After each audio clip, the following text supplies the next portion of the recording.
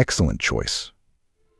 I suggest you add a little soy sauce to it. At this point, Camille, realizing she was saying something inappropriate, came to her senses. She was working as a waitress in a restaurant in Miami.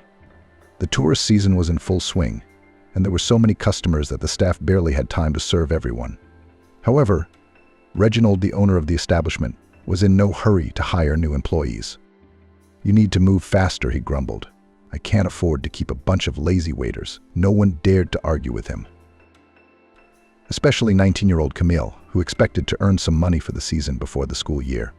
Now the waiters were constantly overworked. They could barely get home from their shift before it was time to go back to work. Not surprisingly, with such a regimen, the girl started talking out of turn. She apologized to the visitors, smiled sweetly, hoping to smooth over the awkwardness a little, and left.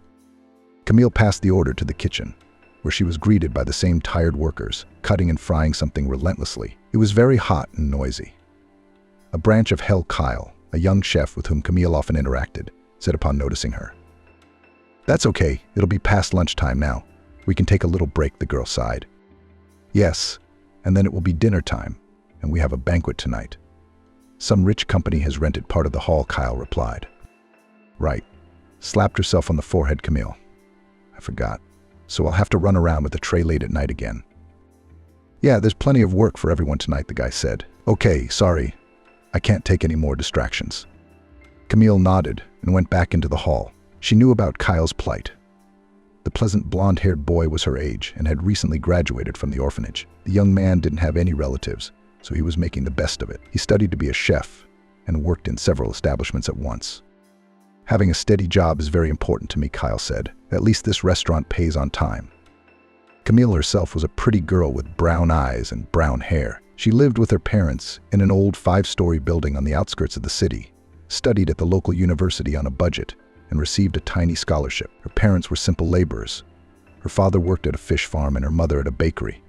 They could not help their daughter financially, buying only groceries for the whole family and paying utility bills. Camilla earned the rest on her own, working as a waitress, although she chose her future profession as an HR psychologist. "Is that the best specialty for you?" said her favorite class teacher, whom Camille consulted before enrolling. "Why not just psychology? You've always had good organizational skills," she replied. "Plus, you're a good judge of people, able to resolve conflicts. After graduating in this field, you'll be able to work not just as a psychologist, but as a personnel consultant, a business coach. You will have many more opportunities and employment options." Camilla agreed with her teacher and did not regret her choice. Her studies were easy and interesting. She didn't tell anyone in the restaurant that she was a student, not even Kyle, whom she'd befriended right after she'd gotten the job. "I don't want to be treated differently," she explained to him. "I worked at a coffee shop last summer, and as soon as the girls found out I was studying, for some reason they thought I imagined too much about myself. It's weird, I thought a lot of students worked part-time like that." "Yeah, me too," Kyle agreed. "But that cafe apparently employed mostly disillusioned older people who were disappointed in life. They just didn't like you." Camille worked in a younger staff now, but she still didn't want any unnecessary gossip. After handing over her order and talking to Kyle, she returned to the lounge where the last customers were finishing their lunches. There were fewer and fewer new guests, so she decided to take advantage of the lull and grab a bite to eat as well. But just as she sat down with a sandwich in the back room, she was called back into the hall. "Oh my God," she thought, barely seeing the crowd of customers seating themselves at the tables. The fun is about to begin. It was a young woman with a child about 3 years old. The mother was barely looking away from her phone, and the boy was hanging around the neighboring tables, disturbing the customers. "Please sit the little one down," Camille asked politely. "Are you going to tell me what to do?" The woman suddenly burst out. "It's just that the other guests are not happy. Without supervision, trouble can happen to a child." Once a little girl scattered food, and the waitress slipped and fell. Luckily, it was broken dishes and not broken bones. "Michael, come here," the woman said in a disgruntled voice. The boy ran up to his mother, who sat him down defiantly, ordered soup and salad, and stared at her cell phone again. Camille sighed quietly and went to hand over the order. Waitresses disliked such customers, not because the children were noisy and running around, but because the adults accompanying them allowed them to do so, often without watching what the child was doing. And now, when the girl returned from the kitchen with a tray of food, the boy was nowhere to be seen, and his mother was still studying something on her phone. "Had your son gone somewhere?" Camille started, but then she felt a jolt from under the table. The girl lost her balance, and a bowl of soup fell from under her nose. It flooded the snow-white tablecloth and began to drip onto the floor. Camille looked down. There stood the very boy who, realizing he was being seen, had stepped under the table. "Were you trying to sell me a crooked waitress? The customer's on a roll. You don't see where you're going." "I could not see your child under the table," trying to remain calm, replied the future psychologist. "I asked you to watch him, and he pushed me. It's a good thing he didn't get in soup on him." "I won't pay," said the woman. "You see, they've decided to teach me how to raise a child, and they can't train the waiters themselves. Call the manager." Camilla's lips trembled with resentment. She went and told the manager, Tatiana, about the situation, but she only said that the customer is always right. "Apologize and say that lunch is on the house," said the manager. "But it's her fault. It wasn't me, it was the boy who let things get out of hand from the start," Camilla whispered. "If you argue with me, I'll fire you," categorically said a nervous woman in her 40s. "Or do you want me to be fired together with you for the company? Because the visitor is dissatisfied." I had to comply. Sometimes she still didn't understand why people held on to jobs at this place, because there were plenty of them in the city of Miami, and here there is only an endless cycle of rudeness from the senior staff to the younger. And also these tricks that the owner of the restaurant made the waiters do. "When you give the menu, open it immediately on the page where the expensive dish is," demanded Reginald. "Let that be the first thing the customer looks at. When I finish my shift, I'll look for another job," she sobbed. The world didn't end with this restaurant. She did not know yet that this evening spent in this place would change her whole life. Camille tried not to collapse from fatigue, taking another request for additional appetizers and drinks. "Girl, bring us some more sausages and wine." Didn't calculate the portions? A merry company, having rented a part of the restaurant hall, was buzzing in the evening. "How much more can I get you?" Serving banquets was difficult. This time someone completely incompetent took the order. The guests were always lacking something, appetizers or drinks. Waiters were running back and forth. Cooks were preparing additional dishes according to new requests. Despite the air conditioning, the workers were drenched in sweat. "Young lady, why don't you sit down with us for a while?" A red-haired guy suddenly addressed her, standing up from one of the tables at the banquet. "We can't, no way." Camilla smiled with all her might. "I can see that you are tired, and we are still pulling you here. I insist." He stood up, took the girl by the elbows, and sat her down on a free chair. "I could get fired for this, couldn't I?" whispered the girl, looking at him with pleading eyes. "I personally know the owner of the restaurant," winked the guy. "I will settle this matter, and right now." He went towards the administration. Camilla obediently remained seated. Her legs were buzzing, so she stretched them forward. In fact, she didn't really care what the owner and manager thought of her behavior. After all, she had decided to look for another job. "It's settled," the guy said, coming back. "I've asked Reginald to give you half an hour's rest. So let's get acquainted. I'm Christopher." Camille, the girl, smiled. "Thank you. It's been a very hard day physically and mentally. And my friends and I are celebrating Brandon's birthday." "That's the tall guy at the far table," he pointed in his direction. "We're here on vacation with almost everyone from work." "Surprised?" the guy asked. "We're IT guys, as they like to call us in New York, and here we came to bask in your Miami sunshine, which is rare in our city." "It's an interesting relationship," Camille said. "Here some waiters after a 12-hour shift cannot even look at people on the street, let alone communicate with each other. It's just that we mostly sit at our computers at work, and afterwards, there's no time to get to know anyone, so we make friends as a group." They spent another couple of dozen minutes in pleasant conversation, and Camille went back to work. It was close to 2 o'clock in the morning when the customers finally began to leave. The girl brought a tray of dirty dishes into the tea room, and on her way back past the kitchen she heard the manager Ashley talking to the cook Kyle. "What did you give them for their grocery bill?" the woman whispered. "Are you stupid? Everything they ordered." "I didn't overestimate anything," the guy said confidently. "That's right.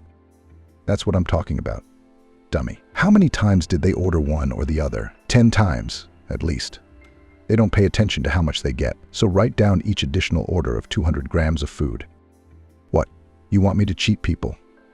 Kyle was outraged. "Do you want to keep your job?" "Do as I say. I'll share it with you. Don't worry." Kyle was silent. Camille didn't realize if he agreed or not. Forge a bill. But I can't let it go, she decided, and told her new acquaintance Christopher everything. He listened attentively to the girl, and his face changed dramatically. He became very serious. Your manager must have forgotten that I know the owner. I'll go talk to him, and she'll be out of a job. I won't say anything about the birthday boy, so as not to spoil the party. I'll take care of the bill myself. He's gone. Camille continued to clear the tables. Soon Christopher returned and thanked the girl. You know, when Reginald called that madam of yours to talk to us, he was amazed at how much we'd been charged. He apologized to me and yelled at the manager.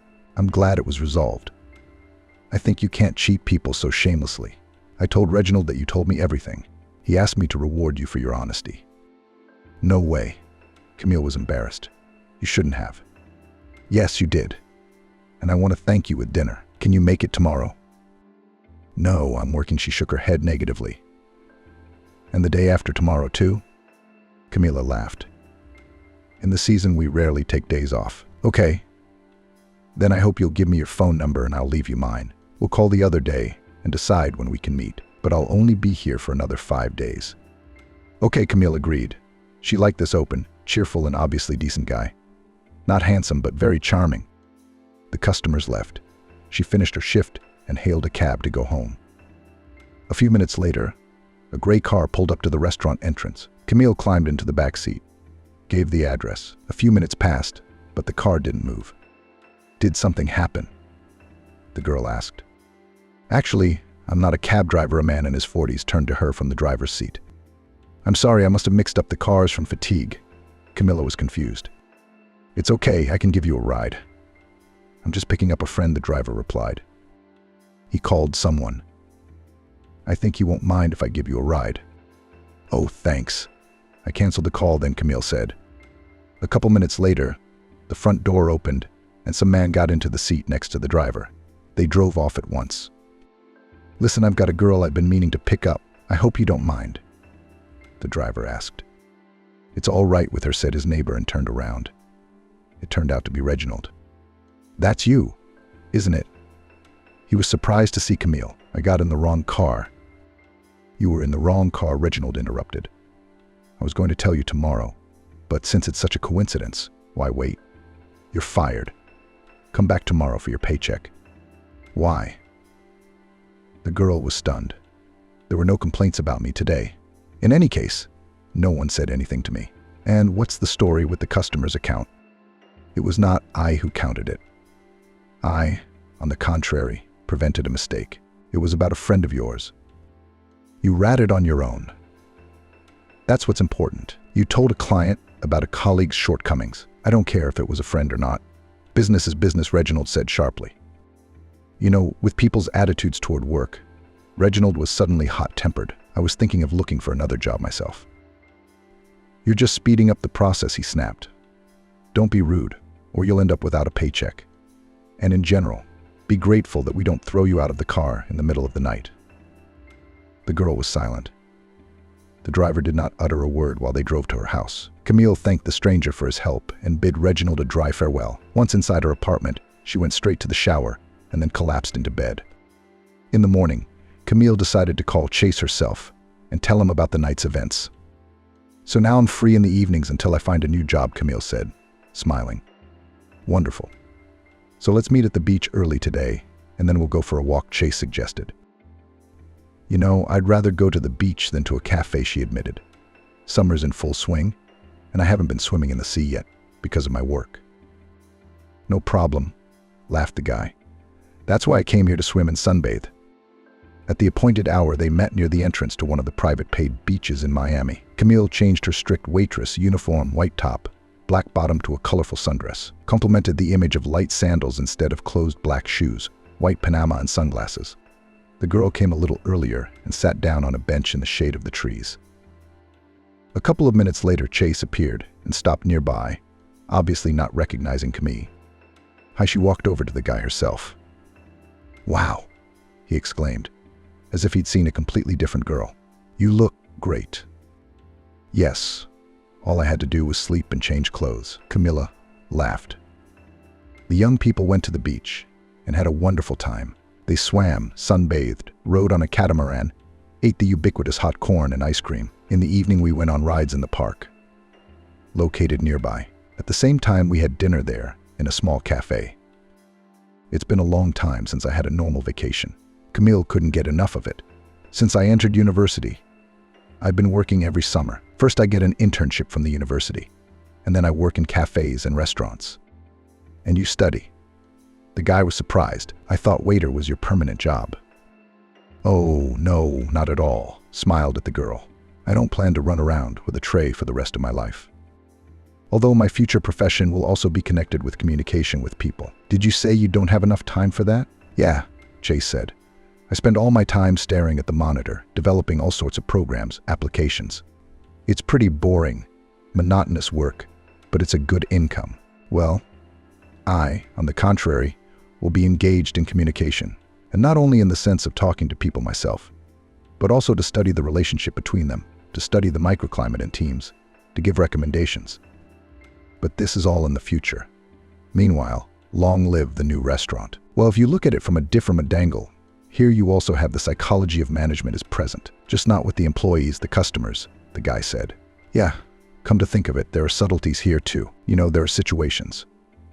For example, a visitor asks to redo the dishes. I tell him that I will now clarify in the kitchen. I come back a couple minutes later and say, oh, no, we don't do that.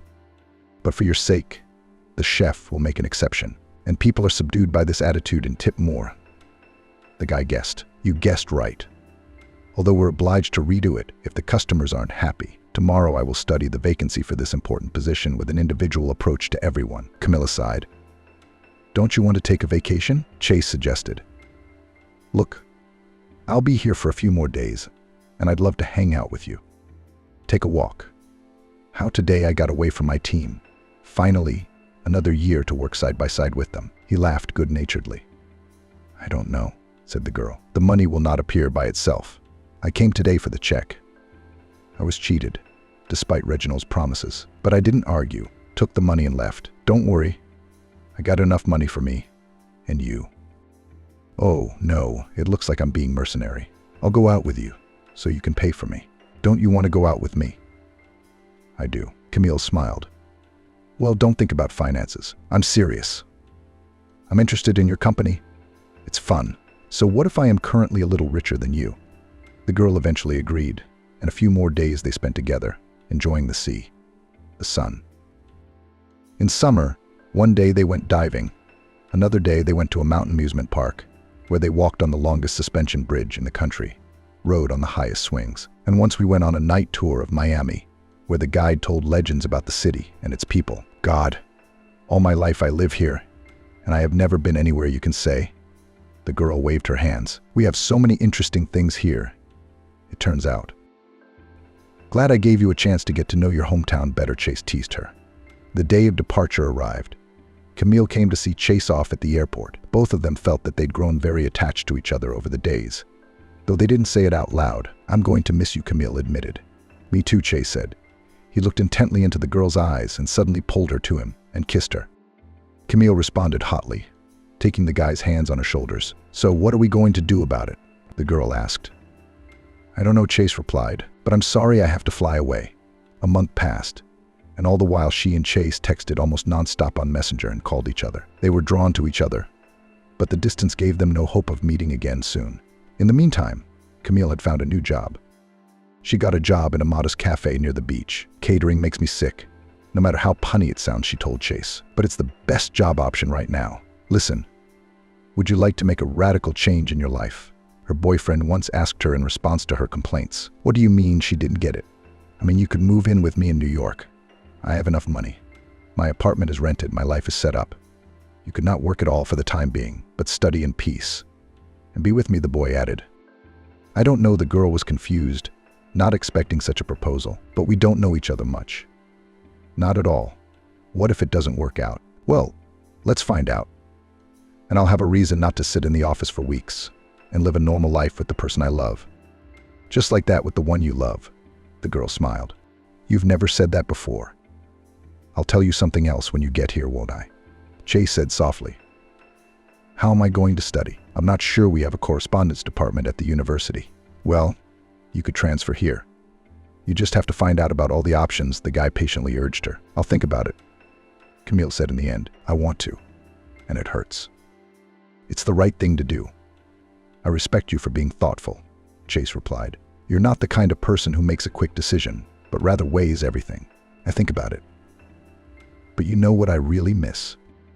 A few weeks later, Camille stood at the airport. She was now, as Chase had been recently, waiting for a flight to New York. She was both excited and a little scared about the new turn her life was taking. What if it all goes wrong? Camille thought. We only know each other from our vacation in Miami. It's like a vacation romance. This is serious life. Okay, she chased the bad thoughts away. The deed was done. The decision's made. We'll just have to wait and see. Chase was overjoyed to have her here. He'd taken time off work and surrounded her with care and attention. He met her at the airport with flowers. They dropped their stuff at his apartment downtown, and Chase took her on a tour right away. What's up, beautiful? Let's go for a ride, he said cheerfully. Actually, we're going to walk a little bit. In order not to tire you after the flight, I proposed to go only through the main streets and neighborhoods. The girl took a shower, and they went for a walk. Chase showed Camille the sights, and she was delighted with the beautiful city she had come to for the first time. Is the Statue of Liberty so small? Camille wondered. For some reason, I always thought it was gigantic. New York can amaze you even more. Chase laughed. Live here for a week. You'll see for yourself. Camille and Chase visited the cruiser Aurora in New York, which seemed smaller than she had imagined. The next day they went to Peterhof, enjoying the beauty of the fountains and the fresh air. After 2 days of walking, they decided to rest. At home, Camille finally began to arrange her things. This closet I cleared out for you, the boy said.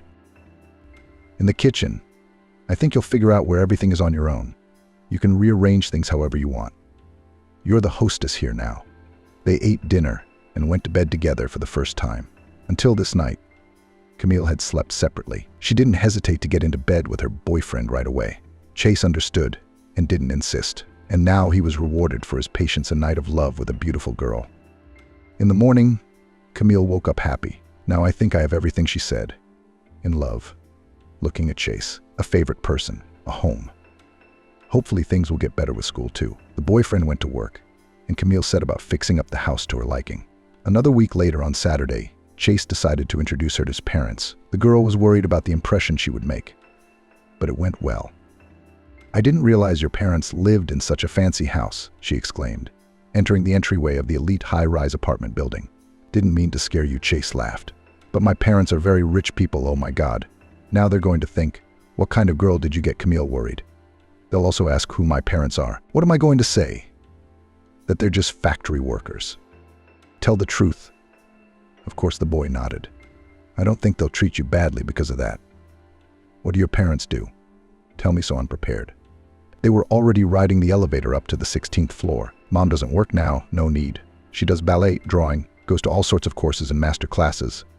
Dad made a fortune, would you believe, in your field in the restaurant business. He has several expensive establishments all over the Sevalashments. Mommy's Camille stretched out fearfully. But it was too late to back out. Chase was ringing the doorbell. Come in. Come in, came a high-pitched female voice from behind the door. The door opened, and a smiling, skinny, red-haired woman stood on the threshold. You must be Mom, the girl guessed. Good evening, my name is Camilla. Yes, I can tell from you and your son that we're related, laughed the woman. Come in, don't just stand there. I'm Jennifer. My husband's name is Jackson, but he's late at work. She led the girl into a spacious kitchen combined with the dining room. I hope you'll help me set the table, Jennifer asked. I have almost everything ready. The salad is just fresh, I want to chop it up. Closer to the arrival of her spouse, Camille agreed, and the women began to clap. As they finished preparing for dinner, Chase sat on the couch and enjoyed watching these important ladies who got along well with each other. Jennifer got a call from her husband saying he'd be in about 10 minutes, and the women began putting the finished dishes on the table. Soon the key turned on the door and Jackson, a large, dark-haired man, entered the apartment. Oh, it smells so good in here, he sniffed. Who's roast chicken? Yes, come. Sit down at the table, his wife answered him. Camilla's already helping me with the chores. He glanced at the girl. Just doing what Jennifer says, Camille replied. They sat down at the table, and the conversation flowed in the usual way for such a situation. Chase's parents asked Camille about her classes, her plans, her parents. She was honest about everything. I didn't know Chase had parents like you, she concluded. You have a very different income than we do. Yeah, I guess so, Dad said. That came as a surprise to you. Well, We'll see how things go from here. A few hours later, the young men were on their way home in a cab. Do you think they liked me? Camilla worried. I think they did. Mom's been good to you. And Dad, he's always like that, a bit wary. A businessman, distrustful, likes to look people over. As time went on, Chase was working, and Camille had unexpected problems with the transfer from the University of Miami to New York University. The girl lacked one document, and it was possible to get it only by coming to Miami and picking it up in person. It's the 21st century. Chase was indignant. Couldn't one document be sent electronically? Camille just waved her hands. She was about to go home, but she realized she would miss a good part of the school year. Upon reflection, the girl decided not to make up for that time right now in a new educational institution. Here I'll transfer. I won't know anyone at the new university. And here I'll also find myself falling behind, she explained to her husband. I'm thinking of taking a year's sabbatical, and after I'm reinstated, I'll be here. Good decision, he nodded. And you'll go for the documents in peace, and maybe you'll look at another university here. Because we chose in a hurry, so that the specialty was similar to yours. And so it was settled. However, after a month at home, Camille was frankly bored. Chase spent a lot of time at work. She hardly ever went anywhere, not knowing the city. I want to work, she said on a winter evening. Crazy. Always studying, working hard, and here I'm sitting around like some housewife. So take a course with my mom, she'll tell you what's best. She's tried a lot of things, Chase suggested. Honey, I don't want to take a class. Camille smiled. I don't want to learn something applied, I want to learn a major. I don't want to spread myself thin.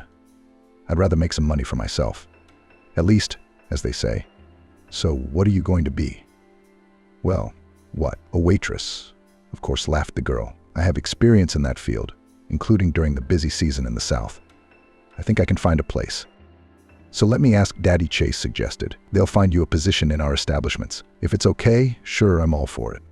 Camille replied. I'd be happy to work for a guaranteed adequate owner. I'd shudder to think of that, Reginald. She didn't yet know what was in store for her when she got her new job. Jackson helped the girl, arranged in one of his restaurants on the morning shift from 12. Camille wanted to spend her evenings with Chase. And everything went its way: work, family life. On weekends, young people tried to spend time actively, went on excursions, to the cinema and theater, and sometimes just walked around the beautiful winter city. Spring came, and one April day, Chase, as usual, called Camille to walk through the center of New York. After about half an hour of walking, they found themselves on the bridge over the river, kissing. Did you know that this is where lovers are bound to kiss? The boy jokingly asked the girl. And to begin on one bank and end on the other. How's that? Laughed Camilla as she walked. Let's try it. I'll walk backwards, and you walk on top of me. In this position, kissing and laughing at the same time, they crossed the bridge. Camille gasped and gulped in the cool air with her mouth as she smiled. At that moment, Chase looked at her, unusually serious. There's another omen, he said. The longer a couple's kiss lasts here, the stronger their marriage will be. As for the duration, you and I have done our best. Now let's check the second part. I don't get it, Camille looked at him in surprise, but we've done it right, with the kiss. And next I propose to find out in practice how long our marriage will last. Marry me. And he pulled a box from his pocket. I agree, she blurted out, not realizing what was in the box. She took it, opened it. Indeed, there was a thin gold ring. Engraved inside were intertwined initials. You like it? Chase asked her gently. It's very pretty, Camille whispered. I didn't want to get the fancy ones with diamonds. I think it's something pretentious. And I read that traditionally an engagement ring should be simple, smooth. I see. And I didn't even know that. I thought a ring like that had to have stones. Well, it doesn't, but don't worry. I'll give you different jewelry anyway with diamonds and whatever you want.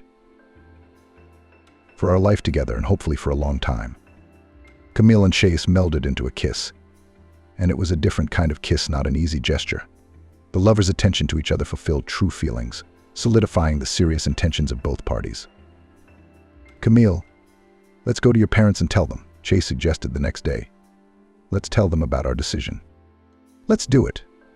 I already called my parents, she said. They were happy, wished me luck. They were already asking if we were getting married here or in Miami.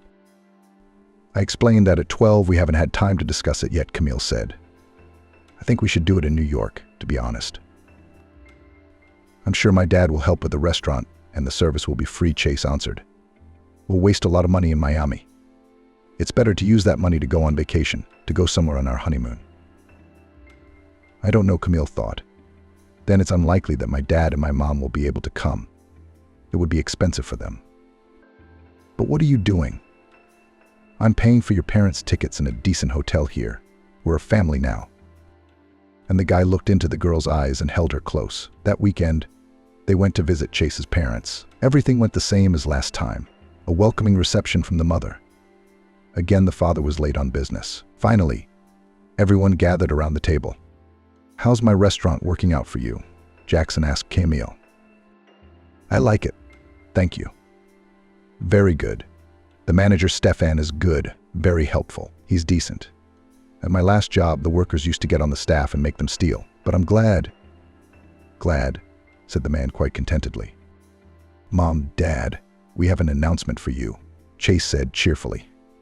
"We've decided to get married." "Oh, that's wonderful," said Jennifer. "Take your time," Jackson said almost at the same time. "Why are we in a hurry?" Chase was taken aback. "We've known each other for almost a year. We've been living together for over 6 months. We're good." "But 6 months isn't an indicator," his father said. "I think it's a little early for you to be getting married." After this statement, the rest of the evening passed in a kind of confusion. She didn't know how to behave. Whether her parents approved of their decision or not, Chase didn't understand his father's mood either. Jennifer seemed pleased at first, but after her husband's words, she became confused and kept quiet. "Don't worry," Chase said when the young people got home and were getting ready for bed. "Daddy just needs time, I guess. Mom's always been so supportive of me. Dad's a little slower and more measured when it comes to news." "Yes, I was upset," admitted the girl. "It seemed to me before that they treat me well." "Let's go to bed," yawned Chase. "The morning is wiser than the evening. You'll see. Everything will be all right." But in the morning, Camille was in for a surprise. She arrived at work, and no sooner had she taken an order from her first customer than the manager called her in, said the owner wanted to talk to her. "What's wrong?" "We just saw each other yesterday," puzzled the girl. "Going up to the second floor, where Jackson's office was. God forbid there's something wrong with Chase." She was afraid. The girl walked into the office, and in a leather chair behind the desk sat Chase's father. "Have a seat," he mumbled. "Did something happen?" the girl asked in surprise, sinking into the chair across from him. "Well, what are you, fool?" Course Jackson suddenly replied rudely. "My boy is portraying my holy simplicity. What are you talking about?" "About your wedding. Worked quickly, even praised. A waitress from Miami came from the dirt to the Dukes, and she's gone straight to the ladies." "I'm learning," mumbled the girl, deciding for some reason to specify that she was not just a waitress. "I see how you study, and you got a job. Now I realize that it's just a diversion, so as not to sit on my wife's neck before the time, not to scare her off. You're putting a price on yourself, Phil. Of course, you don't look like the kind of guy who'd have girls hanging all over him. Is that what you're using? Are you implying that I'm marrying him out of convenience?" The girl finally found her voice. "I didn't even know your family was so rich. Chase told me about it when I first came to visit." "Yeah, and you couldn't look it up on the internet, could you?" the man said mockingly. "Well, I don't have time to embarrass you. Anyway, here's my proposal." Camille, a young girl, was sitting in the office of a wealthy businessman, Jackson, the father of her fiancé, Chase. Jackson had made her an unusual offer to give up her marriage to his son for $5 million. "I give you $5 million, you give up the wedding and disappear in an unknown direction," Jackson said gruffly. "I don't agree." "I love Chase," Camille said firmly. "You're asking for trouble. I could put you in jail. I have connections everywhere," Jackson said threateningly. "What have I done to you?" "You don't know me at all," Camille exclaimed, sensing her interlocutor's distrust. Jackson waved his hand. "All right, think about my proposal for the rest of the week, and let me know your decision." Camille left the office, dumbfounded by what had happened. Everything was going so well, and now her fiancé's father was offering money to make her disappear. The girl did not know what to do. Her first thought was to call Chase and tell him, but she quickly dismissed it, not wanting to fight with her fiancé without solid proof. Suddenly, Camille came up with a cunning plan. She turned on the recorder in her phone, put it in her skirt pocket, and returned to the study, intending to record Jackson's conversation. As she approached the door, she heard voices and stopped. Do you know anything about video equipment? Jackson asked his acquaintance. I need to install a hidden camera in my office and have access to the recording. We'll do it, the man replied. What's the catch? A girl is attached to my son, wants money, has already set him up for a wedding. I offered her $5 million to leave, but I'm not going to give it to her. I want to record her consent on camera and show my son how greedy she is. Camille backed away from the door with indignation. Jackson was going to trick her and chase. Listening to the tape, the girl smiled contentedly. The sound was good, the words intelligible. She walked into Jackson's office. Without further ado, I accept your offer. Meet me in 3 days on neutral ground, and you'll hand over the money. No neutral ground, I'll give it to you here, Jackson objected. And why 3 days from now? Let's do it tomorrow. I'm surprised you can raise the money so quickly, Camille replied quietly, knowing he wasn't planning to pay. I'm not a beggar. I'll find the money right away, Jackson said. You'll get it and disappear. You must not love your son to want to separate us, Camille said seriously. I need time to get Chase ready, to come up with a reason to split up, to pack. With that money, you can update your closet for the rest of your life, Jackson exclaimed with a note of respect. You're not as simple as you look. You know, okay? I'll see you Friday. I'll meet you here then. She walked out and smiled. It was all part of her plan. On the appointed day, she went back to Jackson's office. On his desk was a tattered brown leather bag. Here's the money. The man opened it. Indeed, there were thick wads of bills inside. Camille decided to take the initiative before he realized it. No way, she smiled sweetly. No cash. You gave it to me and you'll take it back. No witnesses, or you'll accuse me of grand theft. I beg your pardon. Jackson was surprised. We live in the XC century. Put it on the card. That way it will be seen that everything was done voluntarily. The man hesitated. But there's nothing stopping you from doing it at your insistence. We do not meet somewhere where there is no internet. And in your office, transfers are instantaneous nowadays, and it is possible not to transfer the whole amount. By the way, I'm sure you have $1 million in your account. Give it to me. I don't have $1 million, said the man.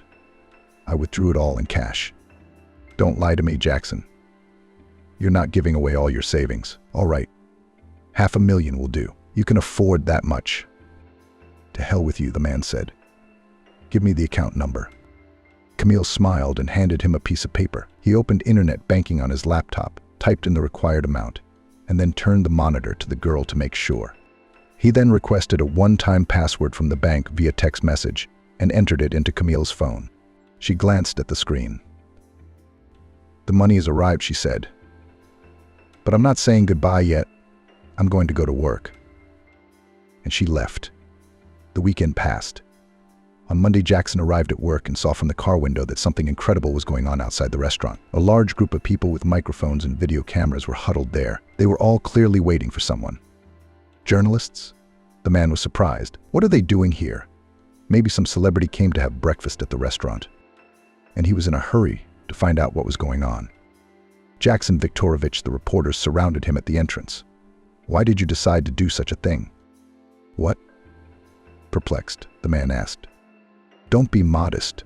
Donate so much money to an orphanage, and even at the other end of the country. How did you know that the orphanage needed money in that amount? All comments afterwards, the man said. He literally ran into the restaurant to get away from the crowd around him, shouting more and more questions, and to find out what was going on. Waiters, including Camilla, were scurrying between tables with a few more customers. When she saw Jackson, she stopped in the middle of the room and smiled broadly at him. What are you doing here? The man choked. You're supposed to be working for Chase. She quickly followed him. Whose hand did you have in all this? He stormed across the hall toward his office, furious. A few minutes later, after calculating the client, Camille followed him. You can fire me, of course, began the girl, entering the office. But I would like to work until I find a new place. Why are you dictating terms to me? Jackson lashed out at her. Because I can, Camilla smiled. Don't you know what surprise lies ahead of you? Explain to me what happened, the man said, almost politely, realizing that a scandal was not going to do any good. I just gave you the account number of the orphanage so you could transfer the money. The electronic check does not indicate the name of the recipient. You didn't even know it, nor my middle name, which is displayed in full. Why would I know that? It's not like I was going to be related to you, Jackson replied. I just saw the name Camille written on it, that's all. I didn't think you'd be transferring money to an account other than your own. Because it's simple, the girl replied. We have the same name as the director of the orphanage, on which the charity account is opened. So why Miami? You're from there, but not from the orphanage, right? A good friend of mine was there.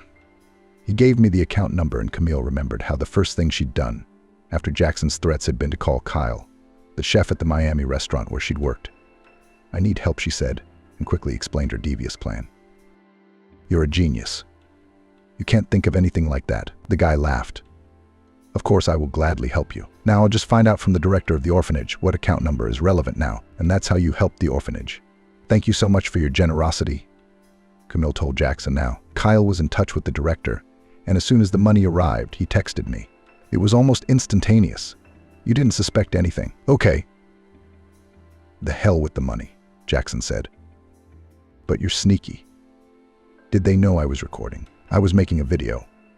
How are you taking money from me? I'm going to show this to my son so he knows you bought it. You were willing to trade him for $1 million? Show it to him, Camille smiled. And what will he see? That the father of the bride does charity work? You even turned the monitor towards me. You can see which account the money's going into. Jackson's eyes slammed shut.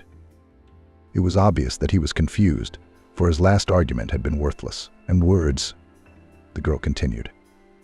I was very careful at the time. I chose them very carefully. Just in case you made an audio recording of your speech. Verbatim, I do not remember. But it without context will clearly be unclear to whom and why you transfer money. Well, you sure do, said the man. Okay, tell me what you need to get behind your son. I love Chase very much, Camille replied, and I don't want anything in return or in addition to him. Oh, don't be so pompous, Jackson said cynically. Everything and everyone is bought and sold. Not me, the girl said firmly. And by the way, if you find something favorable for you in that recording of our conversation and decide to show it to Chase, keep in mind that I heard your conversation with that uncle you asked to set up the camera and recorded it. How you want to embarrass me without even giving me money. At that, Jackson's face was driving while listening to this speech. It looked like the man was about to have a heart attack. And for your greed, I decided to punish you additionally, Camille said. More to come. And the girl turned and left. A few days later, Jackson found out how exquisitely Camille had taken her revenge on him. The month was ending, and suddenly his card began to automatically deduct amounts and go to different account numbers. The man did not understand anything and called a security specialist from the bank to consult. Jackson Viktorovich, he said, having studied the information on his phone and laptop. You just signed up for monthly charitable transfers. What does it mean? Every month you automatically transfer fixed amounts to different funds. This is done for convenience, so that a person who is regularly involved in charity immediately calculated how much can afford to allocate funds, plan their expenses, save time so they don't have to enter their account number or phone number every time. Is it possible to unsubscribe from this? No, unfortunately. Charitable organizations are also interested not in one time, but in permanent contributions. That's why they subscribe for several months at a time. In your case, the payments are fixed for 6 months. Jackson was dumbfounded as he imagined the amount of money he would lose during that time. The man pounded his fist on the table in impotent anger, and then leaned back in his chair and froze. Jackson Viktorovich, you are recognized as the biggest benefactor of our region. The man was honored 6 months later at a dinner party at New York City Hall. I can afford to help people. He tried to squeeze out a smile as he stood on the stage with a bouquet of flowers and a diploma. And that's just great. Your applause, dear friends, sprinkled with stamps the host of the event. Will you continue? He went on in the same vein. Of course, Jackson said, barely managing to dodge the microphone placed on him. So that no one would hear the heavy sigh that followed, he came down from the stage and was immediately surrounded by a flock of petitioners. We want to open a children's development camp this summer. Why don't you sponsor us? We're in constant need of adult diapers for the hospice. Please help us out just a little bit. Support us. Be a sponsor. The same thing rang out from all sides. Jackson nodded demurely and asked to be reminded to send official requests later. He barely made it to the end of the event and headed home. Absolutely exhausted, he walked into the apartment, undressed, and was stunned. Jennifer was sitting in front of the TV in the living room, along with Chase and Tanya. "Hello, long time no see." The girl smiled. "And we were watching the coverage of the ceremony," Chase added. "How you were praised for your charity work. Who put you up to that kind of generosity?" "You're doing a good job," Jennifer said, while giving her husband an icy stare. On the last day of December, Chase and Camille were running around the stores, through snowy New York City, rushing to buy gifts. "Don't panic. I've thought of everything," Camille was saying. "We'll buy your mom a set of spice jars. She's been complaining that she's got everything in different packaging, all mixed up on 3 shelves. I saw such a stand, on which a lot of jars. You can attach a ladder. It's very convenient and looks good." Okay, Chase waved her off. "That's your lady business. What do you have in mind for Daddy?" "Well, I can't help but be sarcastic about him," the girl giggled. "He's downright guilt-ridden lately. He's like silk." "Just kidding. I'm thinking of getting him a nice purse for his money and cards. He's got everything in his pockets, purses and bags. And we'll also run to a Chinese store and buy him an amulet to attract money," the guy joked. "But we've made his fortune in charity," smiled the girl. "Okay, let's hurry up. Our parents are expecting us by 6. There's hardly any time left." "We won't make it in time," Camille muttered. "Why did you have to leave everything to the last day?" "I told you to buy in advance." "Well, when in advance?" "I was working. It's the end of the year, we're traditionally busy. And you didn't want to order from online stores. Said it was better to choose personally with love, sold to invest," replied Chase. "We're fighting just like spouses with years of experience," the girl suddenly laughed. "Yeah," the guy chuckled as well. "Future wives, hold your horses for another month, and we can bicker with full authority." Camille took his hand and paused. "We'll have the best family ever, where everyone's always honest, where they don't dig a hole for the other. Certainly remembering my dad's experience," Chase chimed in. Turning to each other, they looked into each other's eyes, hugged and kissed. Snowflakes fell on the lovers, which were quickly melted by the piercing wind. But the young people did not feel cold. On the contrary, they felt the warmth of their sincere love, understanding and support for each other, as a real family should be. Taylor wandered through the streets of the small, dusty town. Provincial Sunset City greeted the man with marvelous weather. Warm, but not an exhausting heat wave like Los Angeles. The sky was slightly overcast and there was a pleasant freshness in the air. The man is here on a business trip. The company, where he worked as a general manager, planned to open branches in such small towns. And this, in Taylor's opinion, was a very successful and profitable project. Taylor had already held a business meeting, agreed on everything with the local administration. In fact, that was the purpose of his trip. And now he was walking back to the hotel. No, Taylor, of course, was offered transportation and local cab drivers. The man himself decided to walk around the city. He wanted to walk through these narrow streets, to see how the people lived here. The city reminded the man of Cedar Rapids, the place where he had been born and raised. In such small communities, of course, there is little for young people to do. There is nowhere to go to study after school, no clubs and sections. But it is a pleasure to raise children in such towns. Everyone knows each other. A first grader is not afraid to let go to school alone. The distance is minimal. There is no need to stand in traffic jams at 8 a.m. to take your child, for example, to a doctor's appointment. And the children for themselves, local streets, abandoned wastelands. A perfect arena for all kinds of games: hide and seek, catch up. Taylor even smiled, remembering his own childhood. Just then, a group of boys about 8 or 10 years old, tanned, in shorts and sandals, slightly disheveled, thin, impetuous, rushed past him. These guys were obviously playing some kind of their own, very interesting game. The motley crowd swept down the street and disappeared around the corner. Taylor looked at them with a smile. He and his son used to run around with friends like this all day long. Summer vacation was the happiest, most carefree time. You run around, you jump around. Then you fly home, run to the 5th, the very last floor, and open the door with your key, which at that time all children had on a string around their necks. And there's a smiling, kind grandmother, the heady aroma of jam pies and a cat, an old, fat, cheeky, but so beloved gray Christopher. Taylor couldn't hold back a smile. He felt good with his grandmother, cozy, calm, nourished. She had, in fact, raised him. In Taylor's childhood, his mother did not appear often, and it was always a bright event for him. Mom usually came unexpectedly, all dressed up. According to his grandmother, beautiful, young, stylishly dressed, skillfully made up. She wasn't like the mothers of Taylor's friends. Those were ordinary housewives in bathrobes, and Taylor's mom looked like a TV star and acted like one. Taylor was proud that he had her so special. His grandmother said that his mom had a lot of work, and she worked as a journalist in New York City, writing stories for the newspaper and radio hosts. She also works part-time as a freelance reporter for a beauty magazine.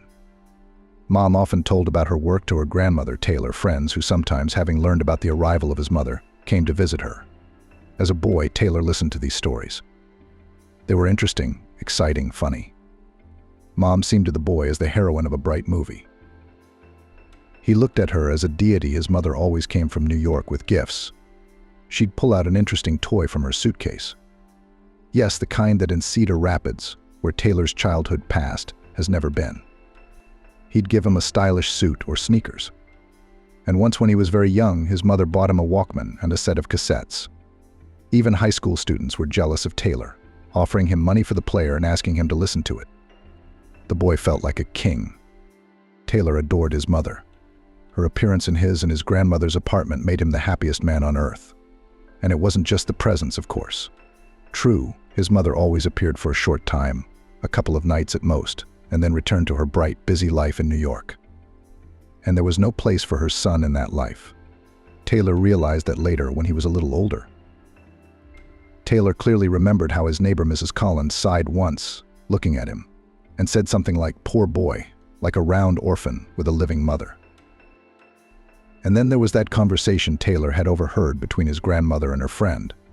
Taylor had gotten home early from school that day, opened the door with his key, and overheard the whole thing. Grandma was sitting with her neighbor in the kitchen. The older women were drinking tea and discussing him, Taylor and his mom. It was the neighbor who had said many unkind things about Mom, that she had a lot of suitors in New York. That's why the woman does not pay attention to her son, gives little money for his maintenance. And all that cares about the boy, she transferred to his grandmother with peace of mind. And she herself lives at her own pleasure. The grandmother seemed to have nothing to object. She tried her best to protect her daughter, talked about the difficult life of a single mother, assured that she worked so hard only for the sake of her son. But all her arguments broke down on the arguments of the neighbor, and Taylor then realized the grandmother herself did not believe her own words, that her daughter simply had no choice. Since then, Taylor had come to realize that his mom wasn't a perfect woman or a superhero. And it hurt a lot. The grandmother gave her only grandson all her care, love, attention. But as the boy grew older, it was his mother who was missing more and more often. There was nothing to say about his father. Taylor did not know him at all. But Mom is young and energetic, modern. She was never there for him in times of need. Never. Taylor caught pneumonia and almost died in the hospital. Never. It was time for the kid to decide on a career.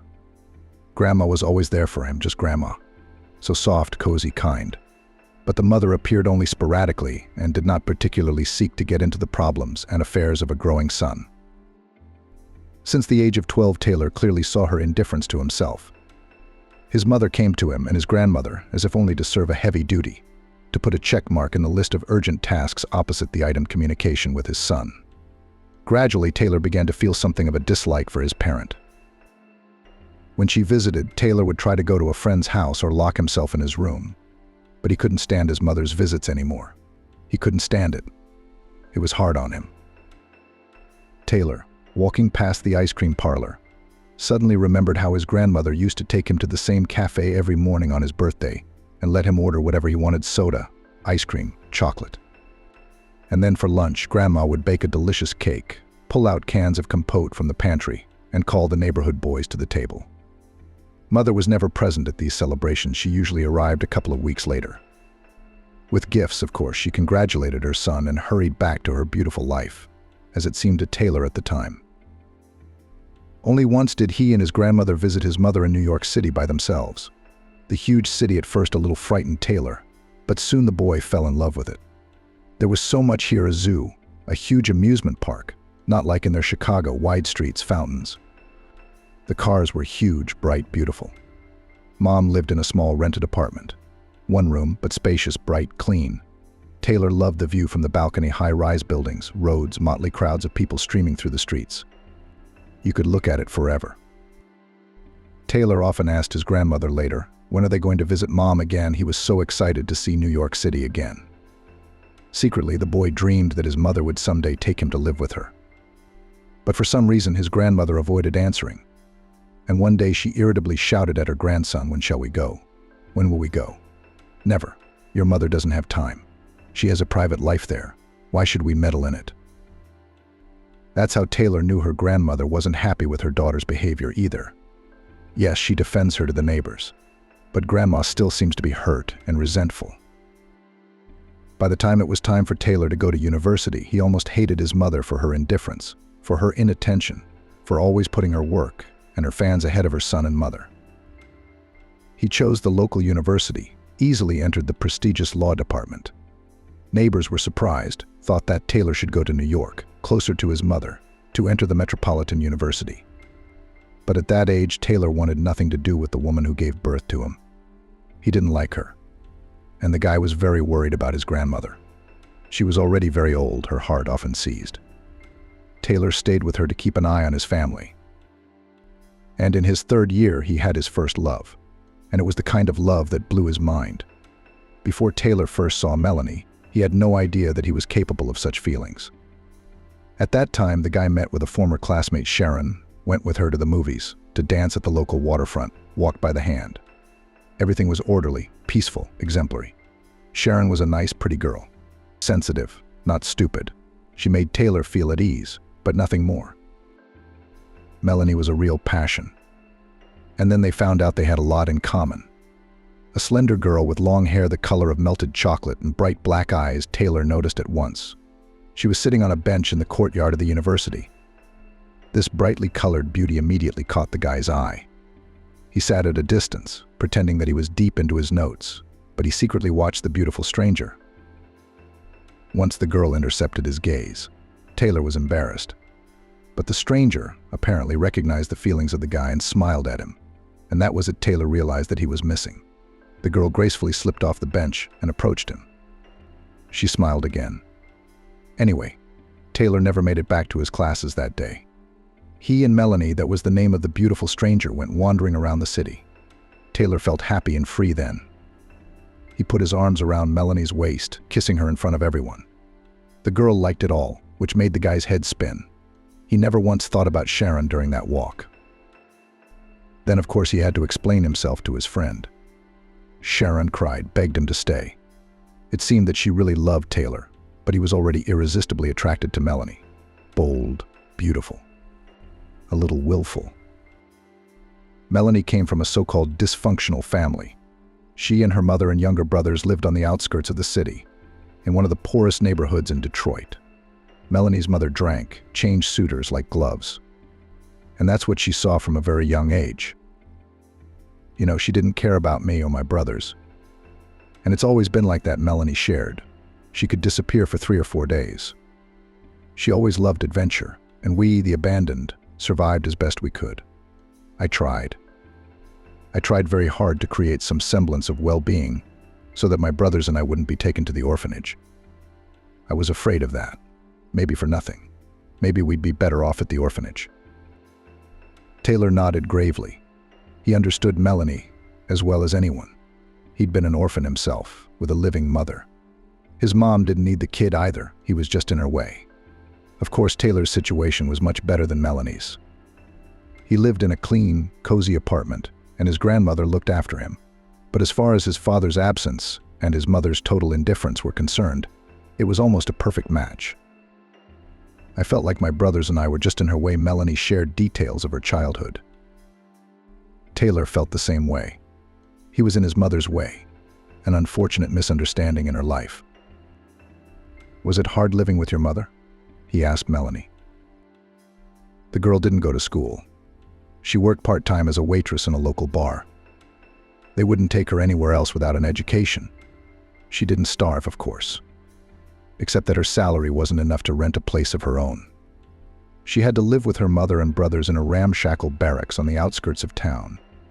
Melanie's mother was often visited by friends, girlfriends, and most unpleasantly admirers. Noise, smoke, endless fights and quarrels. Melanie seemed to be used to all of this, but Taylor could see perfectly well it was hard for her to live at home. She was unhappy. And how can one be happy in such conditions? Taylor found a way out of the situation, proposed to the girl. Yeah, it's a little early. Like the future newlyweds were only 19, not even 20 years old. Taylor still had a lot of studying to do. But what do we do?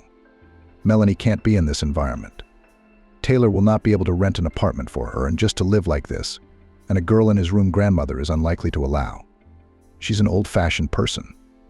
But if Melanie signs with Taylor, that's a different story. And what a blessing it would be, anyway. Living with the one you love and never having to leave her side, never having to worry about how or where she sleeps. To fall asleep and wake up in each other's arms. To take care of each other, to watch TV in the evenings, to plan something Taylor reasoned. Melanie was thrilled with the idea. It would be awesome to be your wife. I really want to be your wife, she said. Taylor's grandmother, and even more so Taylor's mother, was not informed.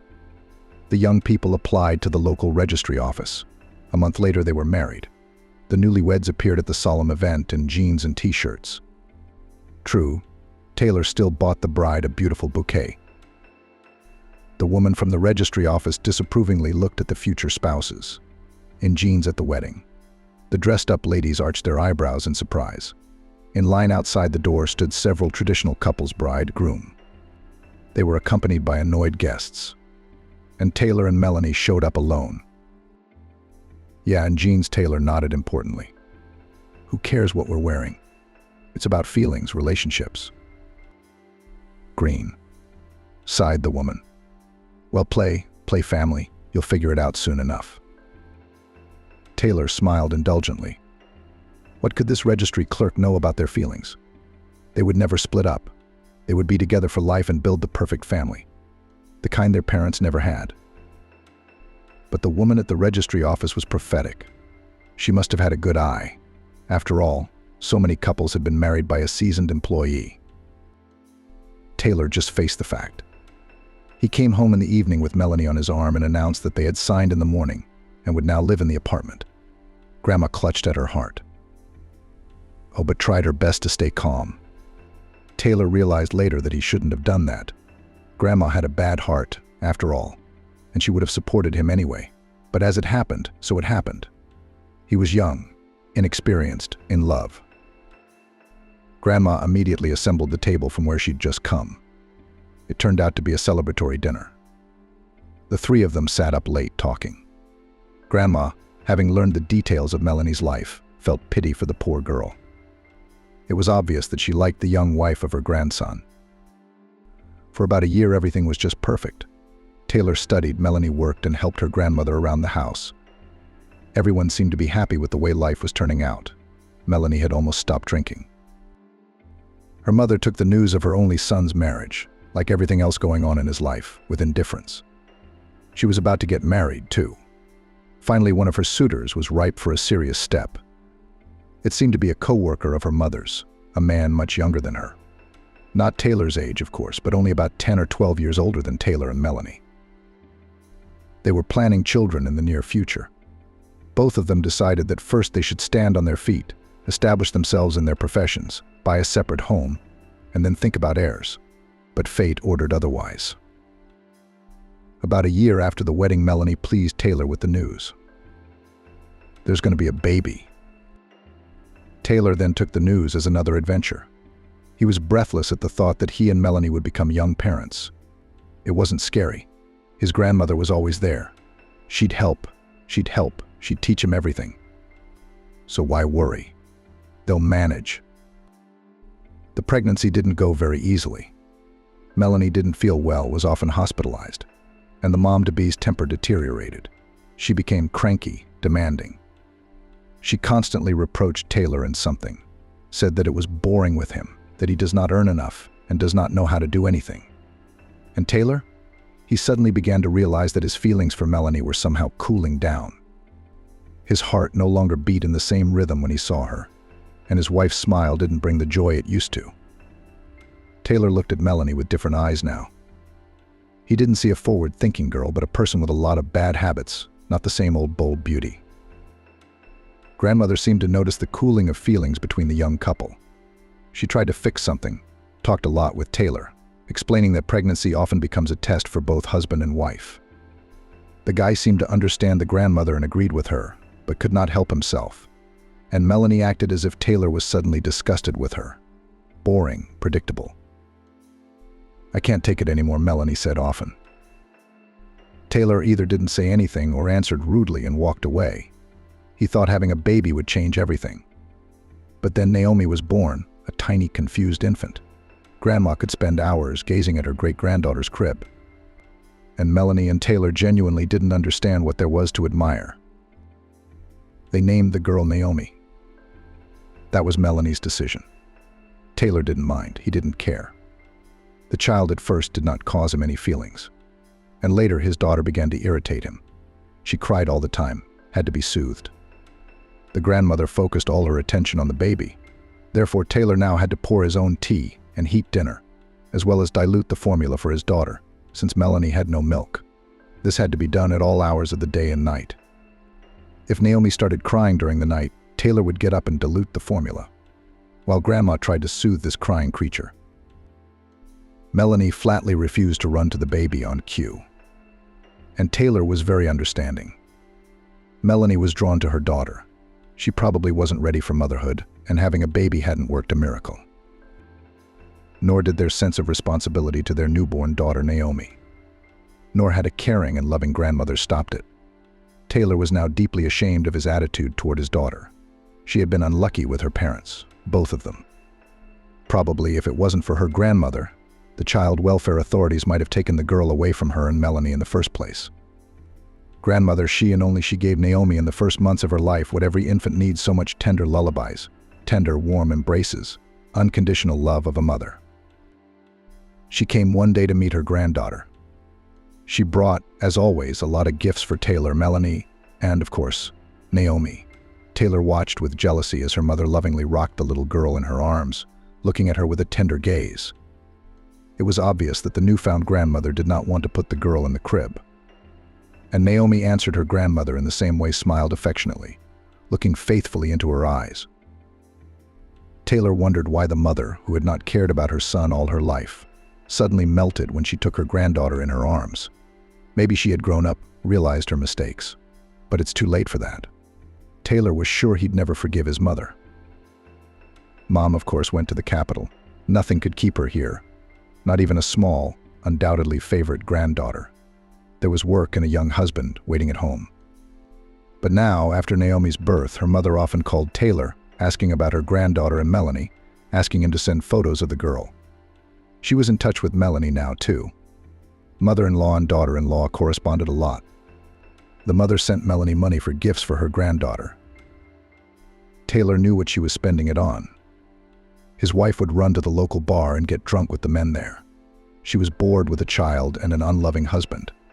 Taylor didn't care at all. Let her go out. The guy didn't feel even a hint of jealousy. He didn't have any feelings for Melanie anymore. Grandma thought Melanie worked at the bar. The grandmother did not communicate with her granddaughter Naomi, cooked for the whole family, cleaned, led the usual way of life. And Taylor? He was planning on leaving this town. He didn't have much time left to study. After graduation, he was going to go to New York, but not to his mother. Taylor wanted to start his own separate life. Let his grandmother, Melanie, and Naomi deal with it however they wanted. He'd still have to pay child support for his daughter. He wouldn't say no. It's a shame, of course, but what can you do? You have to pay for the mistakes of your youth. By the way, Taylor blamed his mother for this mistake of his youth. Well, who else?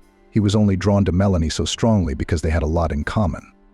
The mother didn't care about her daughter either. If it weren't for that fact, Taylor wouldn't be in such a hurry to make a big decision. But nothing. Life doesn't end here. Everything is still ahead. True, everything turned out not quite as planned. Fate, it seems, had its own plans for all the participants in this story. One very ordinary autumn morning suddenly did not become a grandmother the closest and dearest person for Taylor. As later said the doctor who arrived at the scene of the tragedy, the old woman did not even have time to notice how she died. She was preparing breakfast in the kitchen, felt dizzy, sat down at the table, and that was it. That's how Melanie found her sitting, leaning back in her chair. Taylor was taking the loss hard. He had fond memories of his grandmother. Melanie looked frightened in general.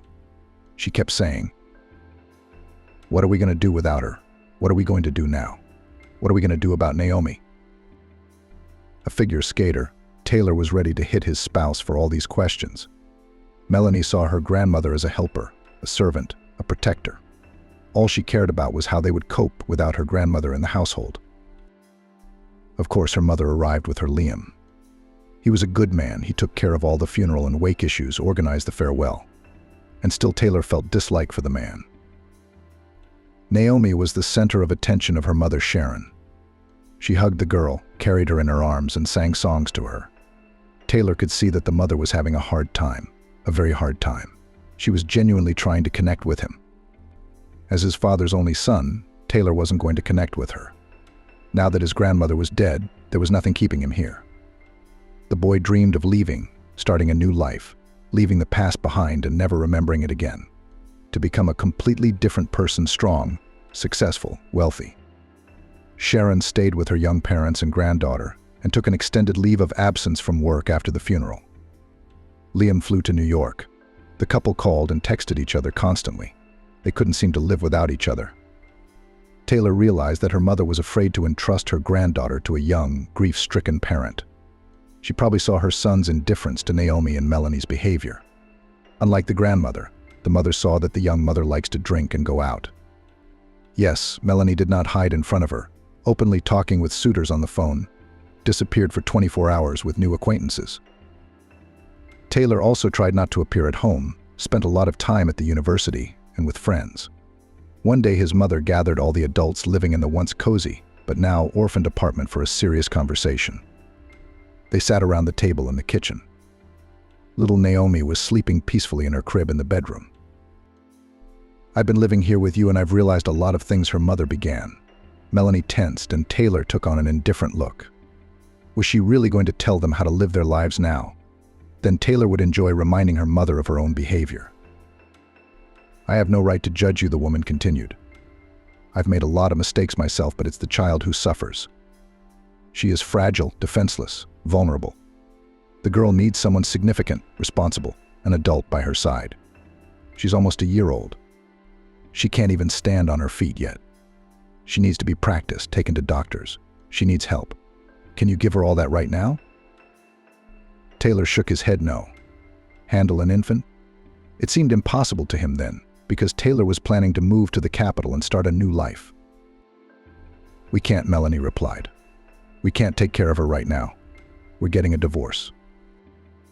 Taylor looked at his wife in surprise. No, he was not against it. He was in favor of it. But it was just that they hadn't talked about divorce before. "Really?" the mother asked. Taylor nodded affirmatively.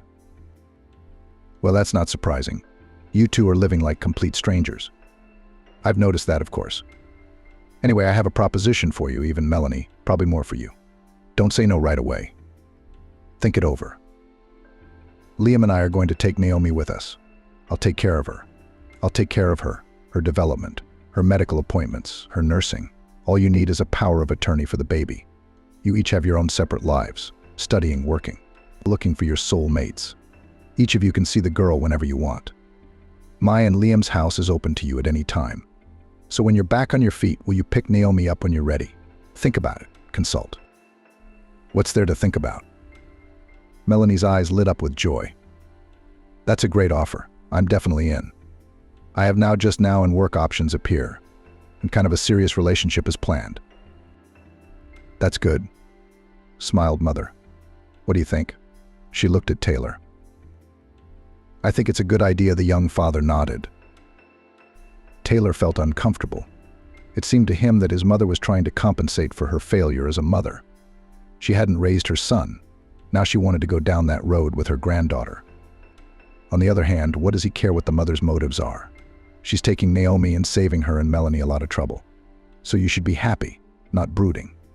Especially soon Taylor will leave here and forget this whole story like a bad dream. It didn't go away, of course. Taylor, as he planned, moved to New York after his studies, got a job, rented an apartment. He studied a lot and worked hard, made his way in this life with elbows and teeth. With women, Taylor was now careful. did not allow serious relationships, and even more so the appearance of new children. Then it seemed to him that the worst thing that could happen to him, the birth of a new random baby. So a significant part of his salary went to alimony to a complete stranger and unloved daughter. And if another child comes along, then what is there to live on? About the fate of Melanie, Taylor knew only from the words of his mother. She communicated with her former daughter-in-law, kept in touch with her.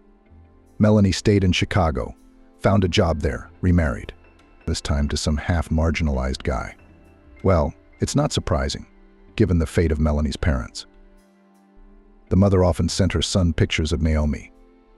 The girl was growing up fast.